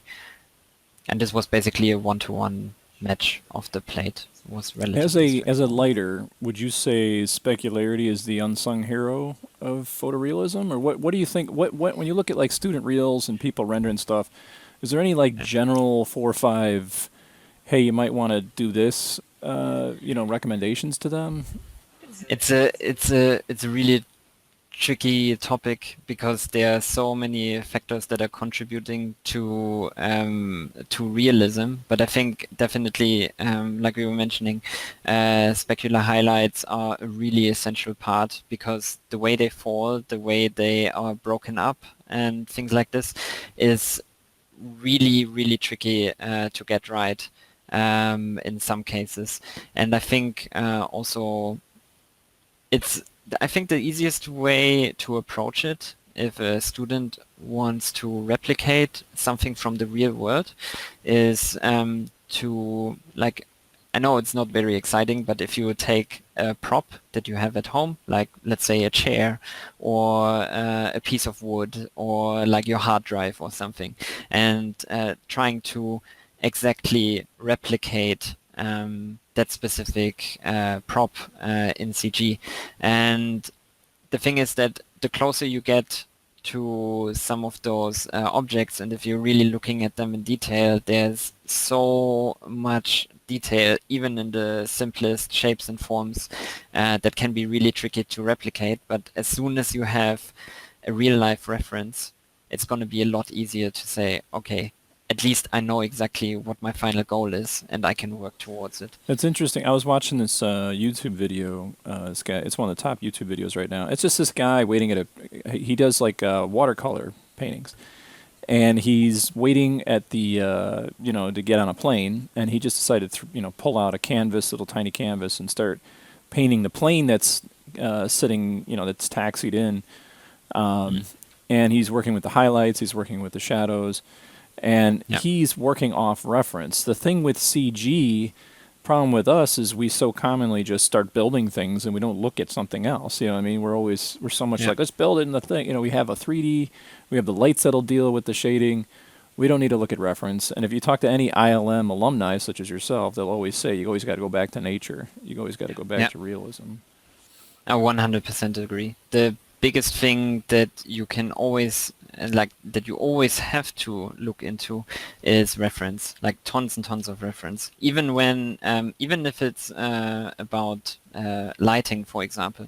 So before I start working on a sequence, the first thing I do is just look at the sequence in detail and try to figure out, okay, just thinking inside of my head, how did they possibly position everything on set? And it looks like sometimes at work I'm just sitting there looking at one of the sequences that we are working on, which is maybe like, I don't know, 1 or 2 minutes long, and I'm looking at it for like half an hour, and everybody thinks I'm just like messing around. But it's super important to just get into the habit as early as possible to look at stuff really, really closely when you're trying to replicate something. It's the number one thing that I would always do no matter what task I'm starting on, is always like collect as much reference as you possibly can. There's no such thing as having too much reference of anything. I would also recommend checking out his article, Julius's article on the IOR versus spec map and how the way the computer registers ain't necessarily photorealistic. And what you do is you remap the non-normalized IOR, right, onto a normalized ramp, so to speak, and that kind of like brings it all together. So it's pretty. Yeah, it's a bit of like there's a bit of like the physics part inside of it as well, where if you're trying to replicate something in real life, you might as well start with like going as accurately as possible to what's actually happening there. But of course, at the end of the day, it's a movie business and everybody's cheating around. So that's one of the assumptions we make as 3D artists is we assume the softwares that we are handed are actually emulating physically accurate realities when they're not, and you have to shift those ever so slightly to do so. Yeah. So anyway, let's keep going here. We got Guardians of the Galaxy Trickster. Yeah, Trickster again. So there was the post-credit scene with these new characters that were appearing there. I completely forgot what they are called, but it was basically this red worm thingy, and it was quite an interesting one because it was quite challenging to get the look right, because they kind of wanted it to be like a slimy, wormy thing, which was really interesting look, but at the same time also not like too disgusting at the same time. But it was really nice working on that. I think those were earnest shots as well, or at least one, or at least a close-up one. I think. So as a lighter, I'm assuming you have a on-set HDRI. Yeah. And that's one element of the render, and then the others are lights that you bring in based on a rig that's for the entire shot sequence. Exactly. So usually what we have is we have a HDRI, which is just a spherical representation of the point of view where the asset was or where the camera is of the whole environment, and we can use that to replicate the lighting from the set. Usually what we're doing is that we use the HDR, at least in our case, we most of the time only use it as the ambient light that is in the scene, and we paint out, from the HDR, we paint out all the practical lights that they had on set, that they were potentially moving around, and placing them onto light cards, and just to have a little bit easier control of how we want to shape an asset. Because if we have it all in just a single HDR image, it's you don't really have that much creative freedom. You can basically just rotate the HDR around and that's about it. Whereas if we are painting out all the practical lights on set and we place them on individual lights, we have a lot more freedom of, first of all, where we want to place them, and also of the exposures and the color balance and everything as well. So could you, and this is me going into geek land here, but could you elaborate when you talk about the Photoshop work for an HDRI? Obviously, I'm assuming you clone out the parts that are dealing with a 32-bit image file, I'm assuming, with values probably above 16 or whatever in Nuke. So you're cloning out all the lights, but then you're taking the lights, are you using like the crop tool in Photoshop, cropping that light, and then you attach it to an Arnold light inside a Katana? Yeah. So it's basically exactly what we're doing. We're cloning it out from the HDR itself, and then we are in a separate part just taking the light itself, cropping that and placing that on an area light inside Katana. The only difference is that we're not using Photoshop. We're actually doing it all inside of Nuke, like the paint artwork, and because it's a procedural approach anyway, so because we need different outputs, so we can clone out everything, write out the HDR, and in a separate branch just crop out the individual lights, render them out, and then pass them on to Katana. So they're the lights that you attach to area lights in Arnold, they're basically cropped into a square format, and then they're placed in there, and then you can move those independently from the ambient light of the Exactly. HDRI. Exactly. So that will give a lot more control over where you want to place the individual lights in the 3D scene. Gotcha. And then, of course, you can shadow those lights with CG objects. For instance, Yes, if this exactly. guy right here is Yeah. shadowing this guy. So Exactly, yeah. So you can place, also a common example is when a character is walking under a tree, for example, and gets shadowed by the tree or by any other object, really. We would place those kind of light blockers as well to make sure that it works in the context of the shot. now, to challenge you one more time before we leave this shot, what do you do about shots that are long, tracking, moving shots through different hallways and so forth when it comes to HDRI? Is that kind of thrown out the window? So basically what we are doing with that is we, even most of the time, we don't really use the HDR itself on like an infinite sphere, because the problem is that if you imagine you're in a hallway, if you are getting closer to a wall, for example, you would get more and more shadowed. The problem is if you have just an infinite sphere that is lighting your scene, even with ambient light, you wouldn't have any of that stuff happening. So what we are doing is we usually take that ambient HDR with all the lights painted out that we have, and 90% of the time we also have set geometry available to us. So if a character would be going through a hallway, for example, we would have that hallway available to us as a geometry as well that is matching the original plate, and then we would spherically project the ambient HDR onto those walls so that we get the right color bounce back from it. But at the same time, also if a character is moving close to that wall, they will get shadowed accordingly. Oh, I see. Yeah, I think I've seen Yeah. that in some ILM breakdowns where they have a bajillion spheres around a city, Yeah. and they're just projecting, And- mapping, Yeah. projecting those onto the geometry to get the ambient correct and all that. Okay, so I'm sorry if I'm geeking out here. I just No, it's perfectly fine. It's cool. all right, the monster shot here with 100,000 references here. Yeah. Okay, how do you light 1,000,000 people? You know.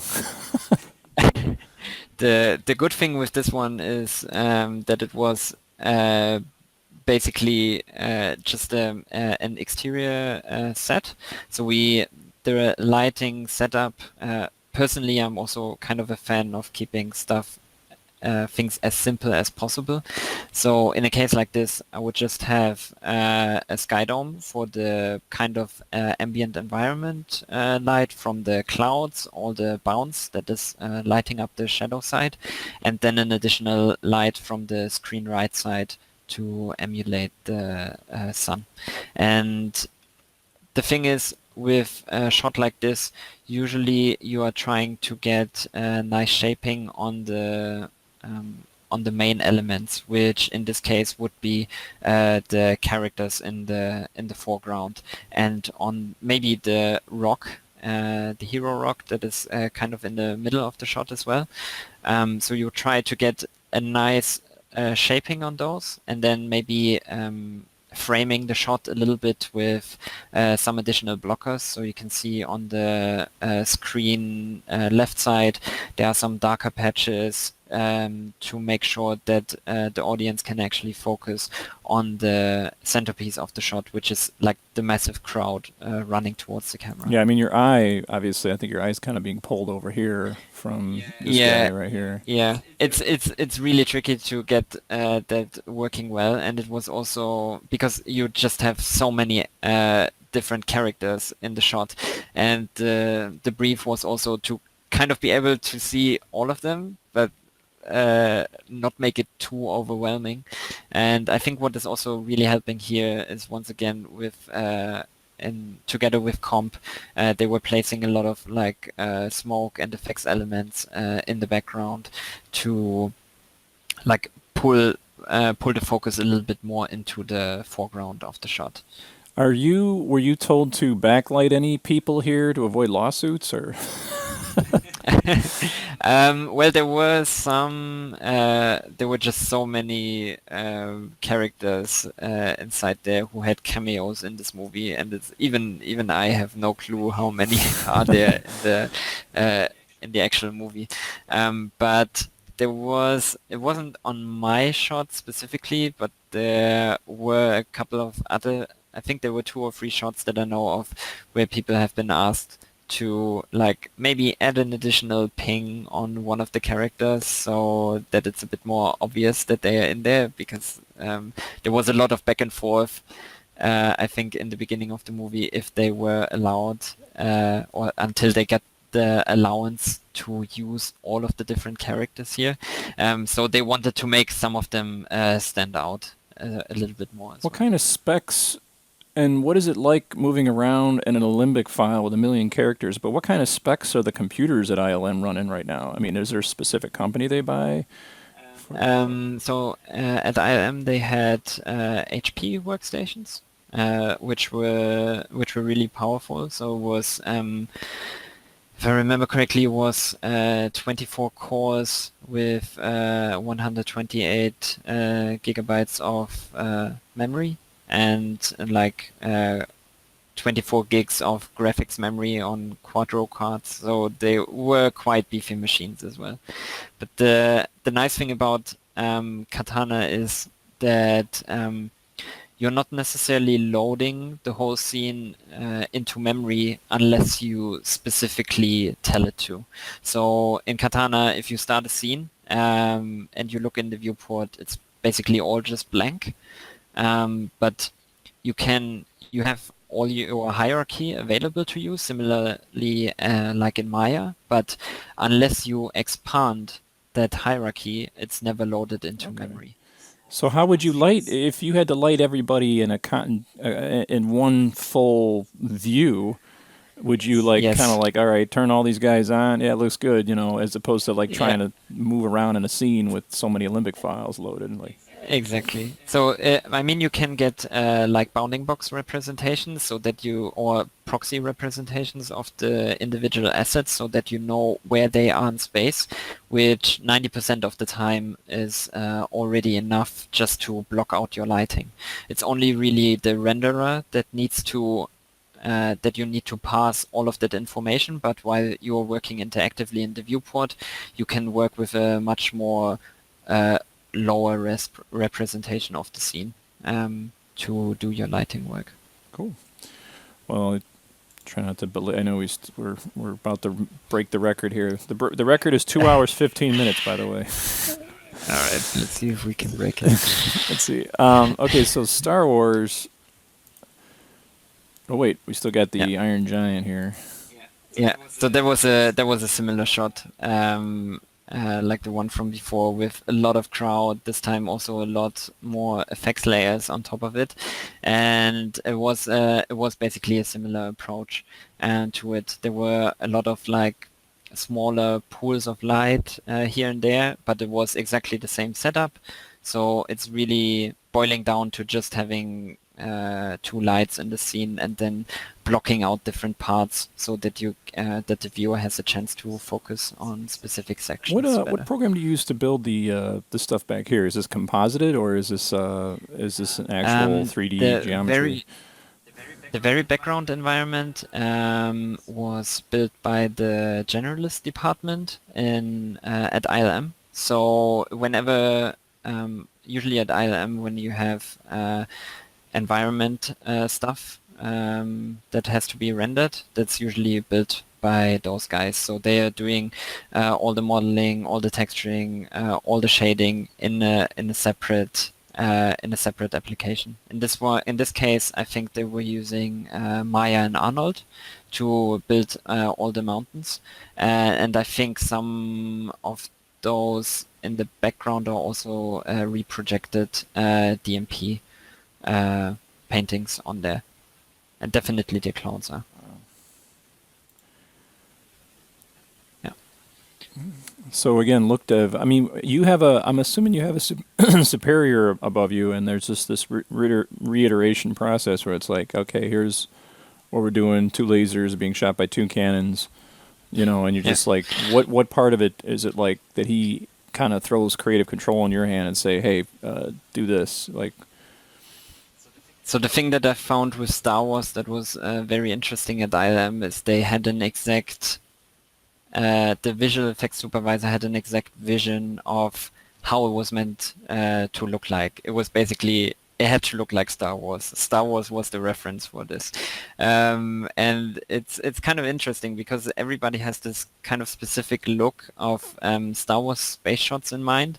And it kind of looks really like simple and relatively straightforward to light a shot like this or to do the shading, but it's there was a lot of back and forth where how tight the speculars should be on the guns of the ship, and how that all of that energy burst that is building up inside the weapons before they fire, how that should look like, how much light should spill out from it, and so on and so forth. It was quite a bit of back and forth for those shots, but it was a really interesting challenge. And of course, the anamorphic lens flares coming in by the compositors. Yeah. Now they did I think on this one, I'm not always the biggest fan of lens flares, but I think here they did a really cool job as Is well this with building that up. Is that a flare there, right there? That shape? Yeah, I think so. It's super. It's a nice thing when it's so super subtle that you just barely see it, but you can kind of feel it. I think it was What working kind quite of well. Einstein's model this stuff? I mean, is it just got to be like the craziest modelers on the planet? I mean, is it, I don't even know how many people worked on this. I think the also actually just locally trying to render this thing basically wasn't even possible because it had just so much detail on it. There were lots of like small bolts and everything around. The amount of detail on these models was just insane. And I don't even know how, I don't know how many people worked on this, but there was even to the end of the show when I think those were the only couple of shots where you could see the underside of the ship, and they did a separate set dressing pass for this. So they added more and more detail on top over the course of a couple of weeks, just as those shots were progressing. you know, I think of it's interesting. I'm kind of like getting a better picture of your role in all this. In a weird way, it's sort of like kind of parallel to compositing in the sense that in compositing, you're handed all these treasures that were created by all these incredible artists, and you're like, put it together. You know what I mean? And whereas Yeah. a lighting TD takes all these precious and meticulously laid out, you know, models and all this particle and simulation and volumetrics, and you are again the one that kind of the maestro that brings it all together. You know. I think that's how I can kind of also relate to compositing, because I quite like the way that you're kind of responsible to make sure that the stuff that everybody from upstream is giving you to make that look good, and at the same time also still responsible to give compositing something that they are happy with. Yeah, I think that's why you get paid a lot more too, because you think about colorists you get the compositors can gripe about the colorist who puts the final look on, and then the lighting person and the modelers get to complain to the compositors if their work is misrepresented. you know. Yeah, it can sometimes be a little bit of a back and forth, like what you should do when you get a shot, how you should light it, because like sometimes animation is doing something really cool, and then all of their stuff gets hidden behind a wall of smoke, for example, or things like this. It can sometimes be a bit heartbreaking for upstream departments to see their stuff going through the hands of people who are working after them. But I think one thing that's really important is just to keep the communication up. And it's like, for example, at Trickster, usually if a compositor, for example, has an issue with a shot, they can come to us directly and ask, hey, this thing doesn't really work for me at the moment. Would it be possible to maybe change this and that around? And then either if it's a small change, then we usually agree like between us. If it's a bigger change, then we just have a conversation with the supervisor and see what they think about it, how we can better approach the shot maybe. Age of Ultron. Yeah. So there was a really nice project as well that I did at Trickster, because we had quite a couple of different characters as well, and it's like these I forgot how they were called again. The bad robots. I'm having a memory bleak right now. That's all right. But anyway, yeah, they were. We got them originally handed over from DNEG, so they did the original asset development on them. So we got the model and the texture from them, and we replicated the shading to match theirs. So this is probably, I'm assuming, Houdini shattering going on here. Yes, exactly. We had we had some really good effects artists on the show as well, and was just replicating like the breaking of concrete, and there were like so many layers of amazing detail in there. It was just working really nicely. I was going to say, when you get a situation where you're lighting a fully CG shot with no reference of any HDRI on set of lights that you can bring into Nuke and separate out on different cards and Arnold, as far as Arnold area lights, how do you just light those with regular lights, or do you use a library of specific lights that are real world lights captured in HDRI? So usually the nice thing when you have a full CG shot is that you're usually a bit more free creatively to light your shot, which is quite nice. But most of the time, for me personally, I'm still going back to rendering with an actual HDR, and also for the area lights or for the additional lights that I have on set, I try to most of the time have at least some sort of texture on them, because if you think about making something realistic, there's no single light in the world which has just one constant color that it's emitting off. Like even if you have a lamp on your ceiling, for example, the way it diffuses light is quite gradiential. So it has different areas where there's a hot spot and maybe there's a softer area, and that will also come through in your rendering if you're using a texture instead of a flat color, where you would get a lot more complexity in the shadows and in the highlights of the asset that you're lighting with. I believe there was I forget who, I think it was John Tochek, a really great guy, does a lot of training on different channels. Yeah. I think he did a demo of it or something on Vimeo or YouTube, where he was, and there is libraries out there you can get. I think you can actually purchase. We'll have to look that up, where you can buy actual HDR lights already built, like a library of lights, so to speak. Yeah. Yeah, there's a lot of resources online actually. There's quite a few, I think, who are free as well for people to use. There are some larger collections that where they're asking you to pay a little bit, but I think it's fair enough because it's quite a lot of work to acquire them as well. But yeah, that can be really useful tools if you don't have any original reference from set, or if you do have a full CG shot.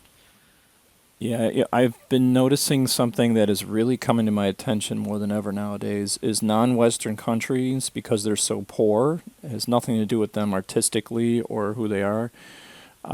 They're so poor, they can't afford any of this sort of stuff. They don't have training available. I get a lot of people, a lot of members of my audience that are from different areas, and they just simply, I mean, they're really broke, really broke, to the point where they can't even afford maybe $5 for a tutorial. I mean, it's just that bad. But they have such a fire and desire to learn it, and it's just. But I think also there has never been so much opportunity to learn anything like ever before. If you're looking, as long as you, I mean, you need a computer, obviously, of some sort, if you want to do CG, for example, but there's so much information available on the internet for free that I think you can still learn a lot of stuff by yourself. And I think there's also, I mean, you have so much software where, for example, Foundry or Autodesk or even Side Effects, all of these companies, they're giving away personal learning editions and along with the documentation as well. Then you have lots of tutorials on YouTube and things like this. I think it's still, you have quite a lot of It's still there, but as opportunity I to think learn. I was addressing in my last video, was the advanced education. I believe the price is increasing, simply true. because the pirating is getting so nasty on medium size. I mean, I was talking about in my last video how I was hit dramatically by pirating. When I started out, it was good, and then all of a sudden the pirating started to kick in. People were telling me, and I was just like, I was kind of like, it was like a recall. It wasn't like upset or nothing, but I recalled back to a couple places. One was Pluralsight, formerly Digital Tutors. They got bought out. A lot of the reason, in my opinion, behind the buyout, because I worked for them for like 13 years, was the fact that all their stuff was pirated. They got rid of their creative department when Pluralsight took over. A lot of it was just the fact that there wasn't the income coming in to provide for the staff there in order to produce more content. So content, if you go on Pluralsight, you will rarely see any new content that was the old Digital Tutors that got ported over. I've got a couple of friends I won't disclose who have big online training sources. They pretty much close shop for the very reason that, and they you can sense in their voices they have a bitterment towards it, and their first intentions were to put out affordable training for those that can't do it. And so what you get is this contrast where the people that are putting on good training are paying you guys who know what you're doing very high rates, hence the product itself has to be charged extremely high, and hence all of these people that are like, I want that really good training. Well, I hope you have a trust fund, you know. Not a trust fund, but I mean, if you're out in the middle of nowhere and you have 2 dimes to rub together, it's going to be... It can be really difficult, I agree. The thing is, it's just one of those things where I think you can still probably get relatively far without having to pay too much for training with all the free stuff that is available on YouTube, for example. But I totally agree. If you're serious about it and you don't have a job at hand, then it can be really tricky if you're on a budget to get your hands on really good quality training, because there's simply not that much available. And I think it's also that the people who would have the skills to teach some of that stuff, they basically don't have the time for it because they are working on day jobs the whole time. So there's not that many people who actually take in the time and the effort to put out really high quality training. There's the balance between knowing it and being able to teach it, and those are 2 different professions, 2 different giftings. I agree. You know? Yeah. So we are way past the 2-hour mark, so we might kind of rush through some of these and do apologize.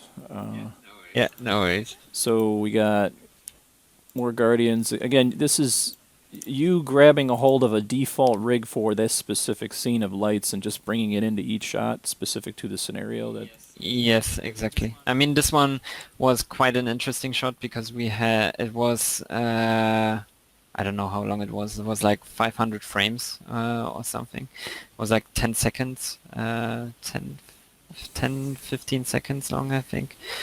It's not and quite you're just 500, editing but it together. still pretty long.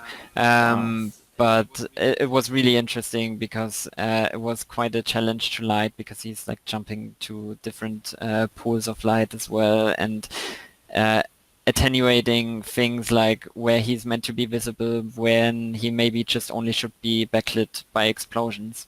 And there were so many elements that we had available there from effects as well, smoke elements and everything. I think we passed comp like 50 layers or something. It was quite a lot of stuff. And those close-ups here, they were rendered by Domenico Ferraro and Jakob Steffen, who I worked together with on Guardians as well. They were really, really nice. How many work on AOVs numerically do you pop out for a shot like this? I would have to guess. I would say around 20 to 30. 20 to 30. Okay. Usually what we do now is that for each of the lights that we have in the scene, they are rendered into a separate AOV, so that if in dailies the supervisor asks like, hey, can you bring down or bring up the rim light a little bit, that it's very easy for comp to just mult it up or down. Yeah. This was incredible. I remember seeing this, nothing against your work. I'm not a fan of the movie, but I mean, this shot was incredible. Where they're stuck inside the trailer with this T-Rex. Yeah, I was super happy with the sequence as well, because I think the DOP on set did a really, really nice work on making it like really exciting and just bringing out the best bits of it. They basically had the original T-Rex puppet, the animatronic, on set for all of these shots, but then decided to, or for most of these shots, and then decided to replace them later on with the CG. Okay, version. so there is some dummy thing creating the occlusion shadows that's sitting in there with him. Exactly, yeah. It's exactly that. So they have actually the animatronic was looking pretty good as well, but they wanted to change the animation a little bit around, so they ended up replacing all that money, and they just say, okay, get rid of it, put the CG version in. Yeah, it's a bit unfortunate because I think the guys who were doing the animatronic on set did really cool work there as well, but at the end of the day, they just decided to. So do you have like a LiDAR or a photogrammetry version of this here to create the shadows that light him, basically, the holes? Yeah, exactly. So we had the geometry available to us. From shot to shot, here and there I modified it a little bit just to like get the lights from outside hitting through onto the T-Rex exactly where I wanted to have it. But yeah, there was basically we had the geometry available to us. Yeah, it looks amazing. They were really, really fun shots to work on. I don't know whoever worked on Jurassic Park 3, but they need a spanking. There's a part in there where there's a part in Jurassic Park 3. It just makes me so disgusted because there's Sam Neill's going down on a raft towards the I don't know, he's with the kid, and they're like they play the John Williams score, but they play it twice as fast. So it's like I'm like, yeah, that's just way to just tear up an actual soundtrack.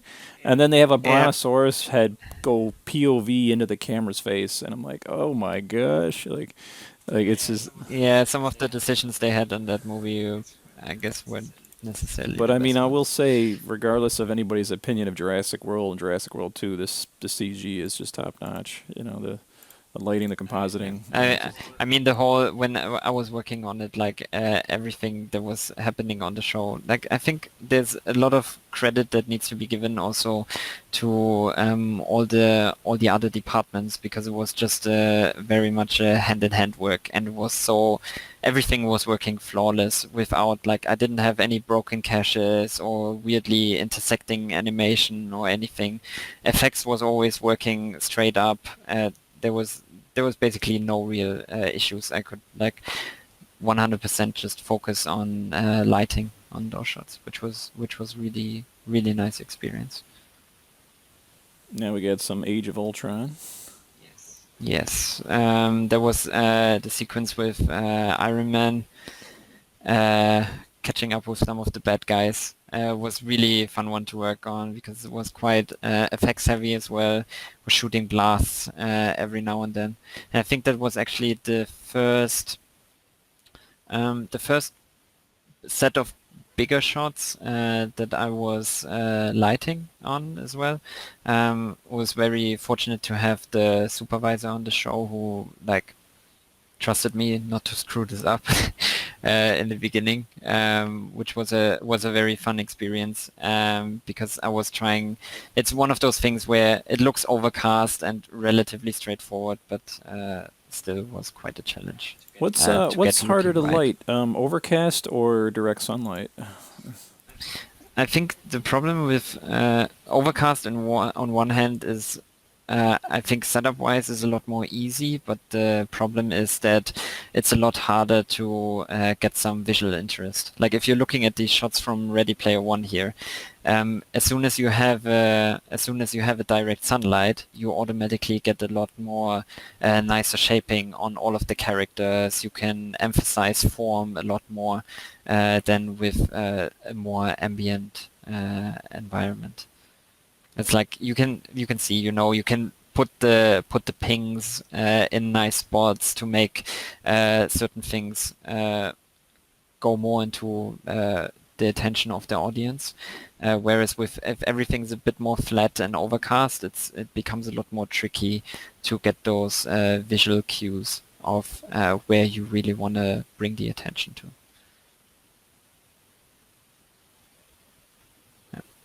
Those shots, yeah, those were really cool rocket shots as well by the campfire. They were in those cases they were lit by Domenico Ferraro at Trickster as well. We were working very closely together just to, like, make it look nice, because they had a lot of reference from set as well. And I think with the firelight and which is a bit warmer, and the contrast to the like darker nightlight was really So cool. Framestore has their rocket. You have your rocket. Yep. Do you guys, just out of safety, they'll give you all the rocket shots for one sequential sequence, Yes. and say just to be For a safe? sequence, exactly. So usually the way that the work is split, if the same asset is allocated between different companies, is that usually you work on a specific sequence with that asset. So in all the, for example, at Trickster, we did all the nighttime shots with Rocket when he's running through the forest and when he's on the campfire here. And I think Framestore, Weta, and Method were doing some of the other sequences. And then we jump back to Hunger Games. Yeah. So there was the scene that I was mentioning earlier with the basically facade environment that is around there, which is basically like a huge hall, which was previously in the movie flooded with oil, and then they kind of like pulled the plug, and they have like all these remnants of oil left over in the around the buildings. They had the original buildings on set, but in exactly that layout, but they eventually decided, because of some design choices, that they would completely replace the buildings with CG. So the whole building here and all the environment actually is CG, except for the defocused foreground and the guys who are running around or standing How on much? set. How big are the Olympic files for this kind of thing? They were massive because first of all, of course, because we had like these explosions. It was more than 1 billion polygons, I think, as well, because all of that oil, all of the remnants that you see on the ground from the oil, that was all hand sculpted in ZBrush, and we didn't use any displacement maps for that one because it was just easier to feed the geometry directly into the renderer. So they were just massively detailed geometries. Did they that break we up? They're of different brought in for this. Olympic and they're obviously this volumetric stuff. Do they break it up into like 5 or 6 different segments of the building so that you can turn them on and off while you're lighting? Or Yep, okay, exactly. Yep, there were different sections available.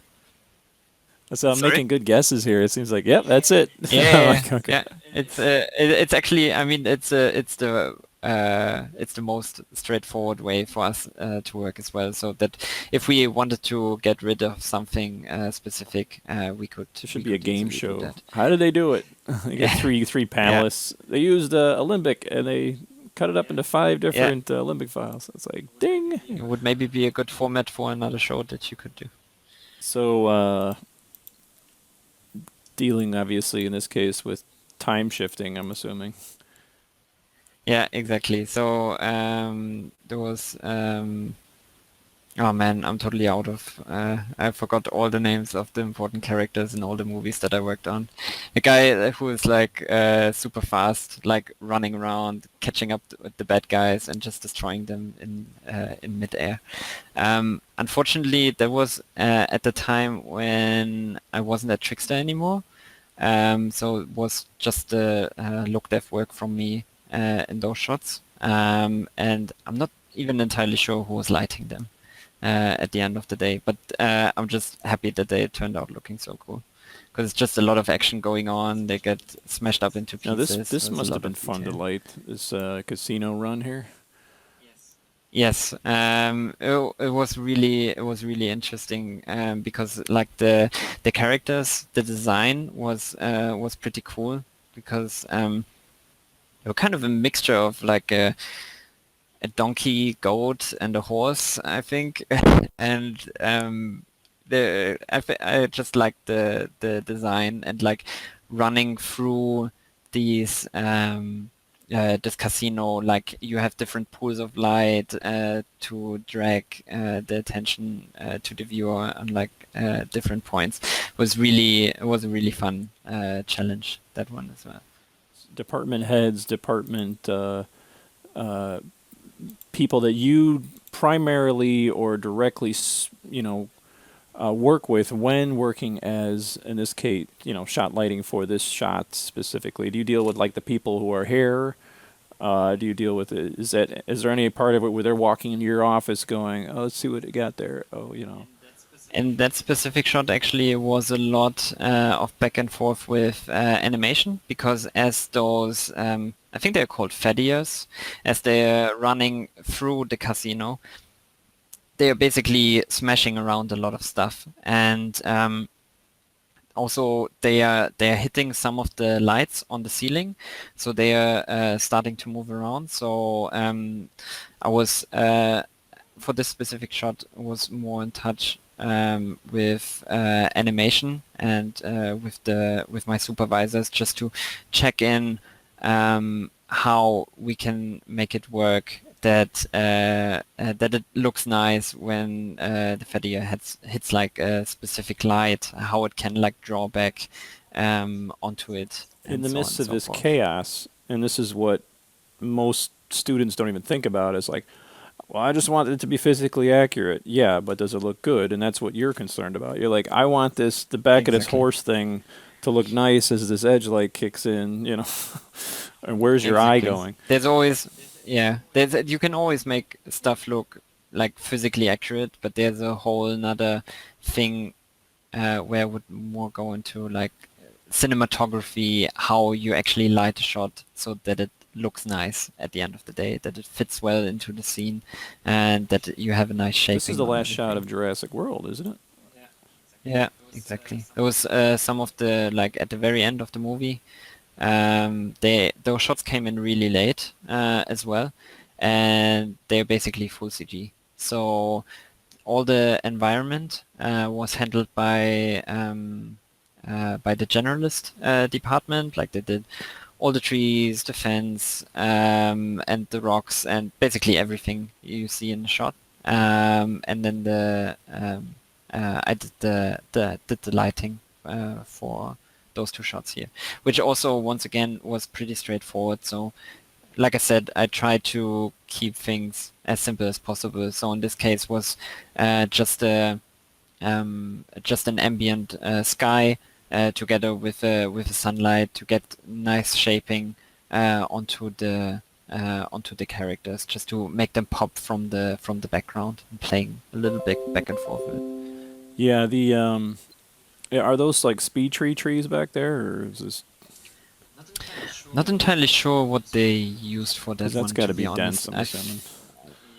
Yeah, but the generalists at that I was working with, specifically on this show, were like they were magicians. I don't know how they kicked off an environment like this in like 1 or 2 weeks. It was just insane. Probably loaded it up. But Yeah. well, you know what? Since we're approaching the 11th hour here in Munich, let's jump into your questions by your audience, if you don't mind. Sure. Martin Ringer, what skills should I learn if I want to break into the industry? What kind of software is the most useful to learn for modeling, lighting, etc.? That's always an interesting question because it seems to be a lot of the people who are trying to break into the industry are solely trying to focus on software, which in my opinion is not necessarily the best thing you can do, because before learning software, the most important thing to me would be if you're interested in lighting, for example, you should try and learn as much about cinematography as you can before really worrying. It's like, oh, what software should I use now? Because at the end of the day, most of the applications are working relatively in a similar way. I mean, there are industry standards for like modeling. I think it's good to learn ZBrush, for example.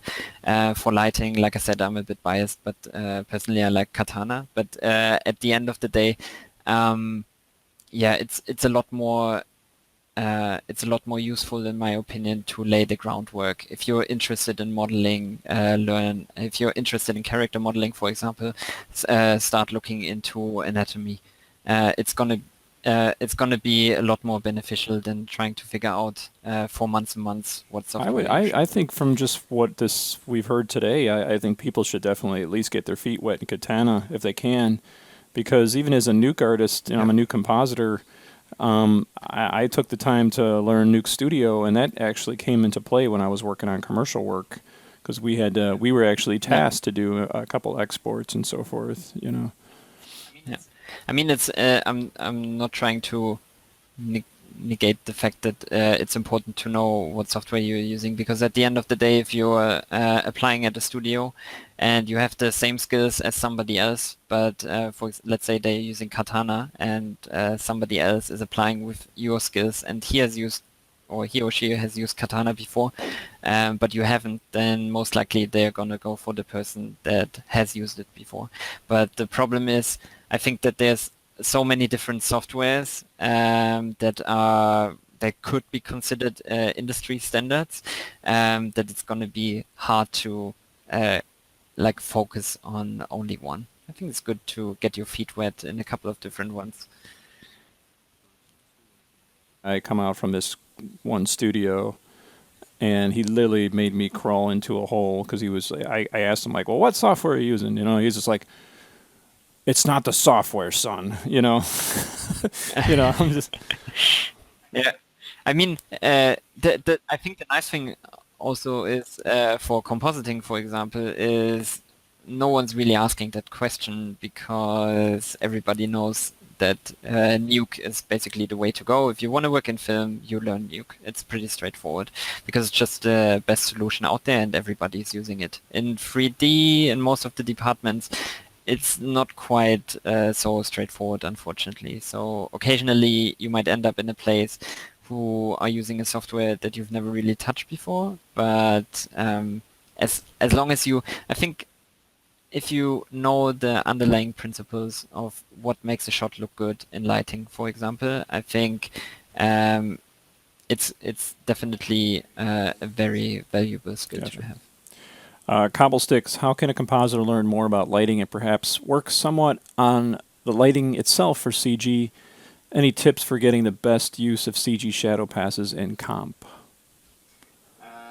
I would say like just playing around with a 3D app like Maya, for example, can help a lot getting a better understanding. If you're in comp, just trying to dabble around a little bit in a 3D app can already help a lot with getting an understanding of what the 3D guys are actually doing, what the passes are, how they are actually created in the application.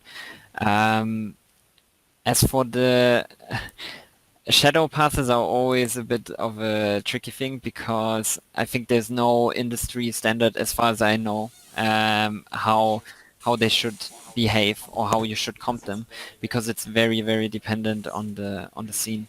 Usually, as far as I'm aware, something that people are doing is if you have an object that is shadowing your scene in comp, they're usually trying to make a shadow plate, like replicating if there's any reference from the set, like replicating the actual shadows from the set, and then just using the shadows from CG as an alpha mask to travel along with it, that correction.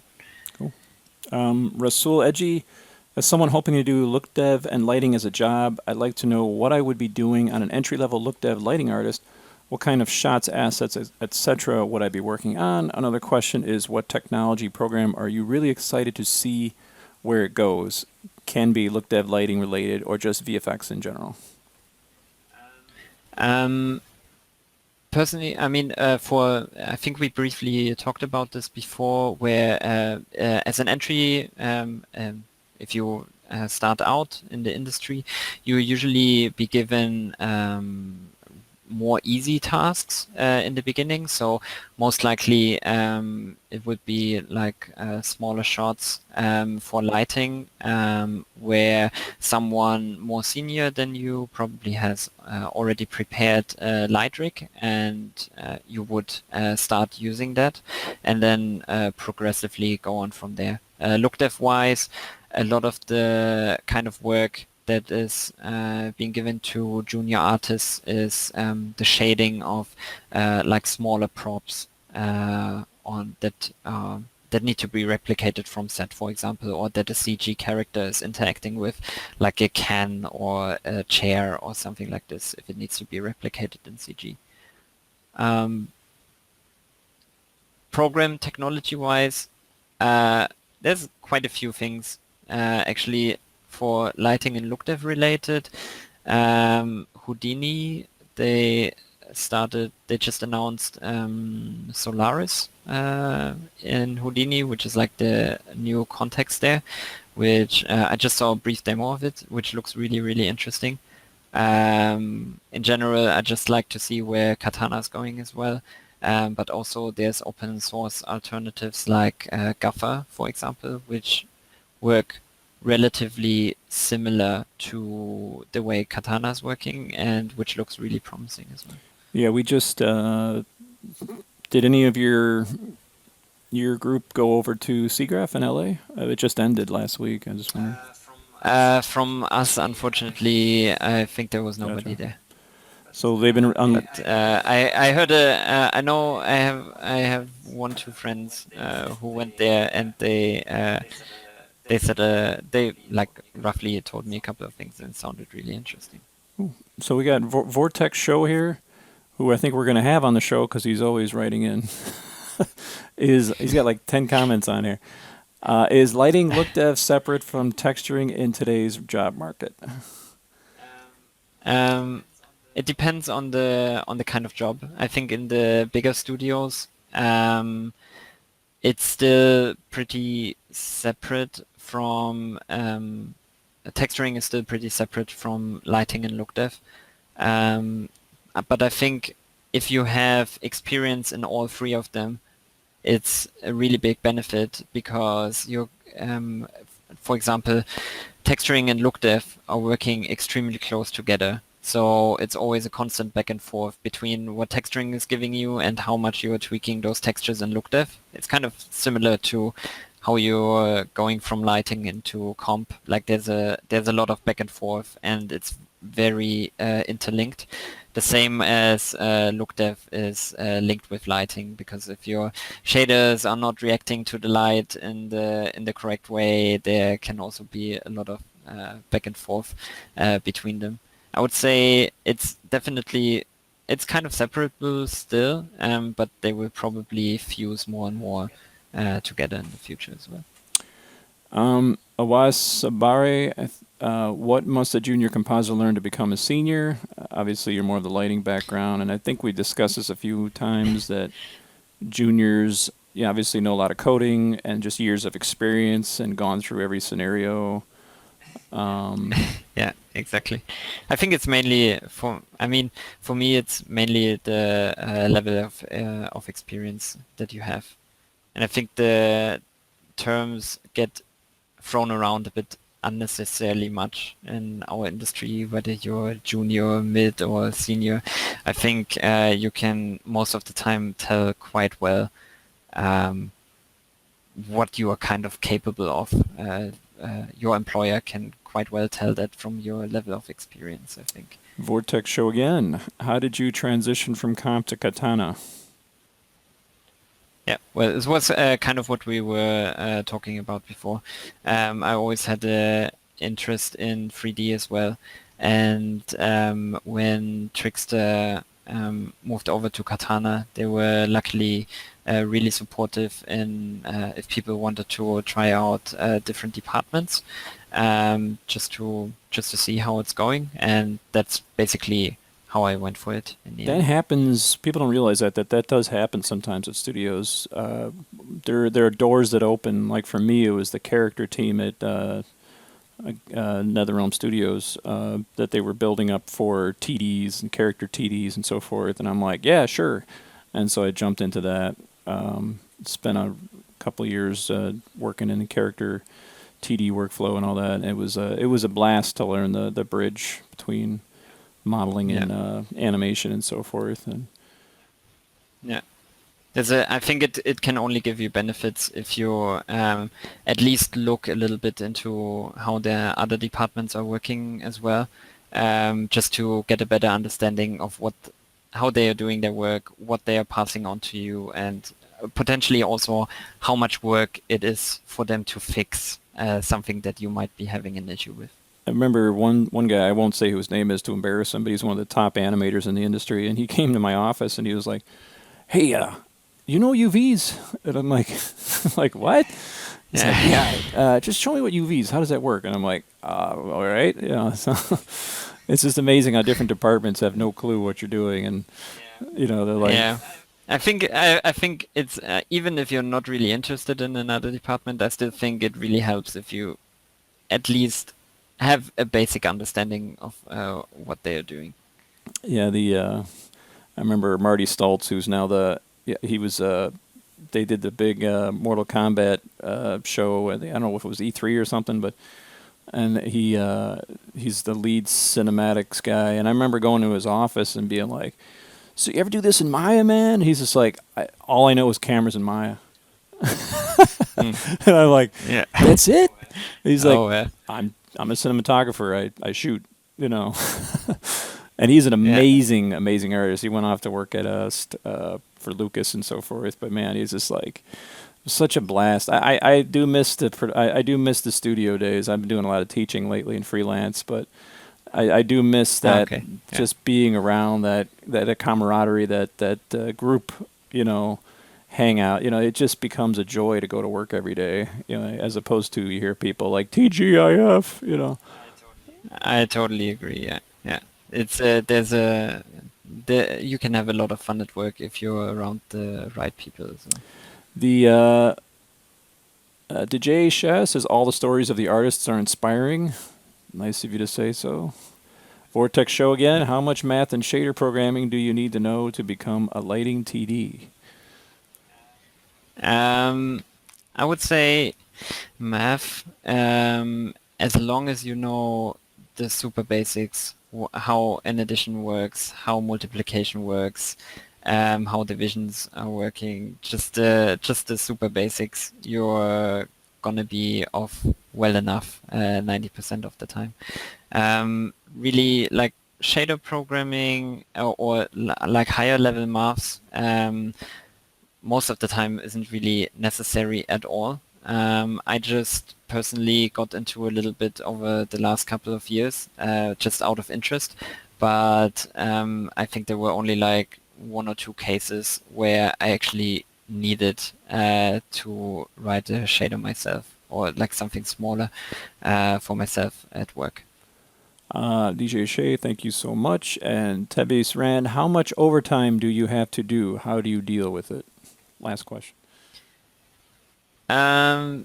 This is an interesting one because I think I have a little bit of a like different opinion about this or a different way of going for it than a lot of other people because I try to not do any unnecessary overtime. So usually the way it goes is that I have a schedule from the producers that has to be like where it says, okay, we need to deliver this and that shot until this and that time or this and that sequence on that day. And I try to usually make an educated guess whether that's possible for me to achieve within the time frame. And if it's not possible, then I will say it beforehand because I try to avoid doing too much overtime. I used to do a lot in the past when I was starting out, you know, like most people, is like sitting there on your desk excited until like 12 or 1 a.m. At night because you just love what you're doing. But I had the experience where I was working with people that did like excessive overtime over long periods of time, and those were like guys who were really into the job in the beginning as well, but then because when you're doing nothing else, at the end of the day, I think you fall out of the excitement like goes away. If you're doing nothing else than working like 12 to 16 hours a day, you just eventually, inevitably, I think, start hating it. And this is not really something where, for me personally, I want to go. So, because I really enjoy what I'm doing, but I try to keep overtime So to a minimum. you've seen like I you've usually seen like only Dr. Jekyll and Mr. Hyde situations, or not that bad, but I really saw like people who I really admired, and they were just working so much that at the end of the day they just ended up hating it. And for me, it's my, let's say, I mean, it sounds a bit over the top, but it's my dream job, and I want to keep it for as long as possible.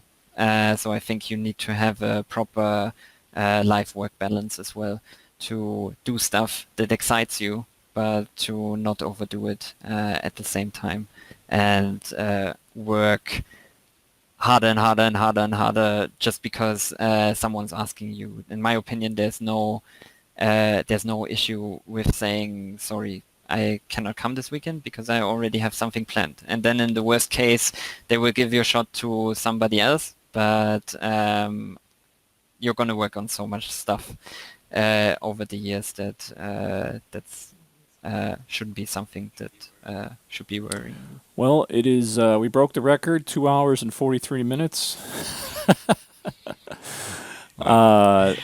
We're Let's probably see. going to cut it short because I know it's approaching midnight in Munich. Yeah. So thank you very much, Julius, for coming on. Thank you very much for having We me. are. I think it's going to be awesome. I should have this up pretty soon. Before we head out, is there anything you'd like to say to the audience for cutting loose? Well, first of all, thanks of course for having me. It was a really exciting experience because I never really did this before. If there's anyone who has specific questions ongoing, I think you can put my contact details in the description as well, because yeah, there might be one or the other person who didn't see it and might have a specific question. I'm free to contact. Cool.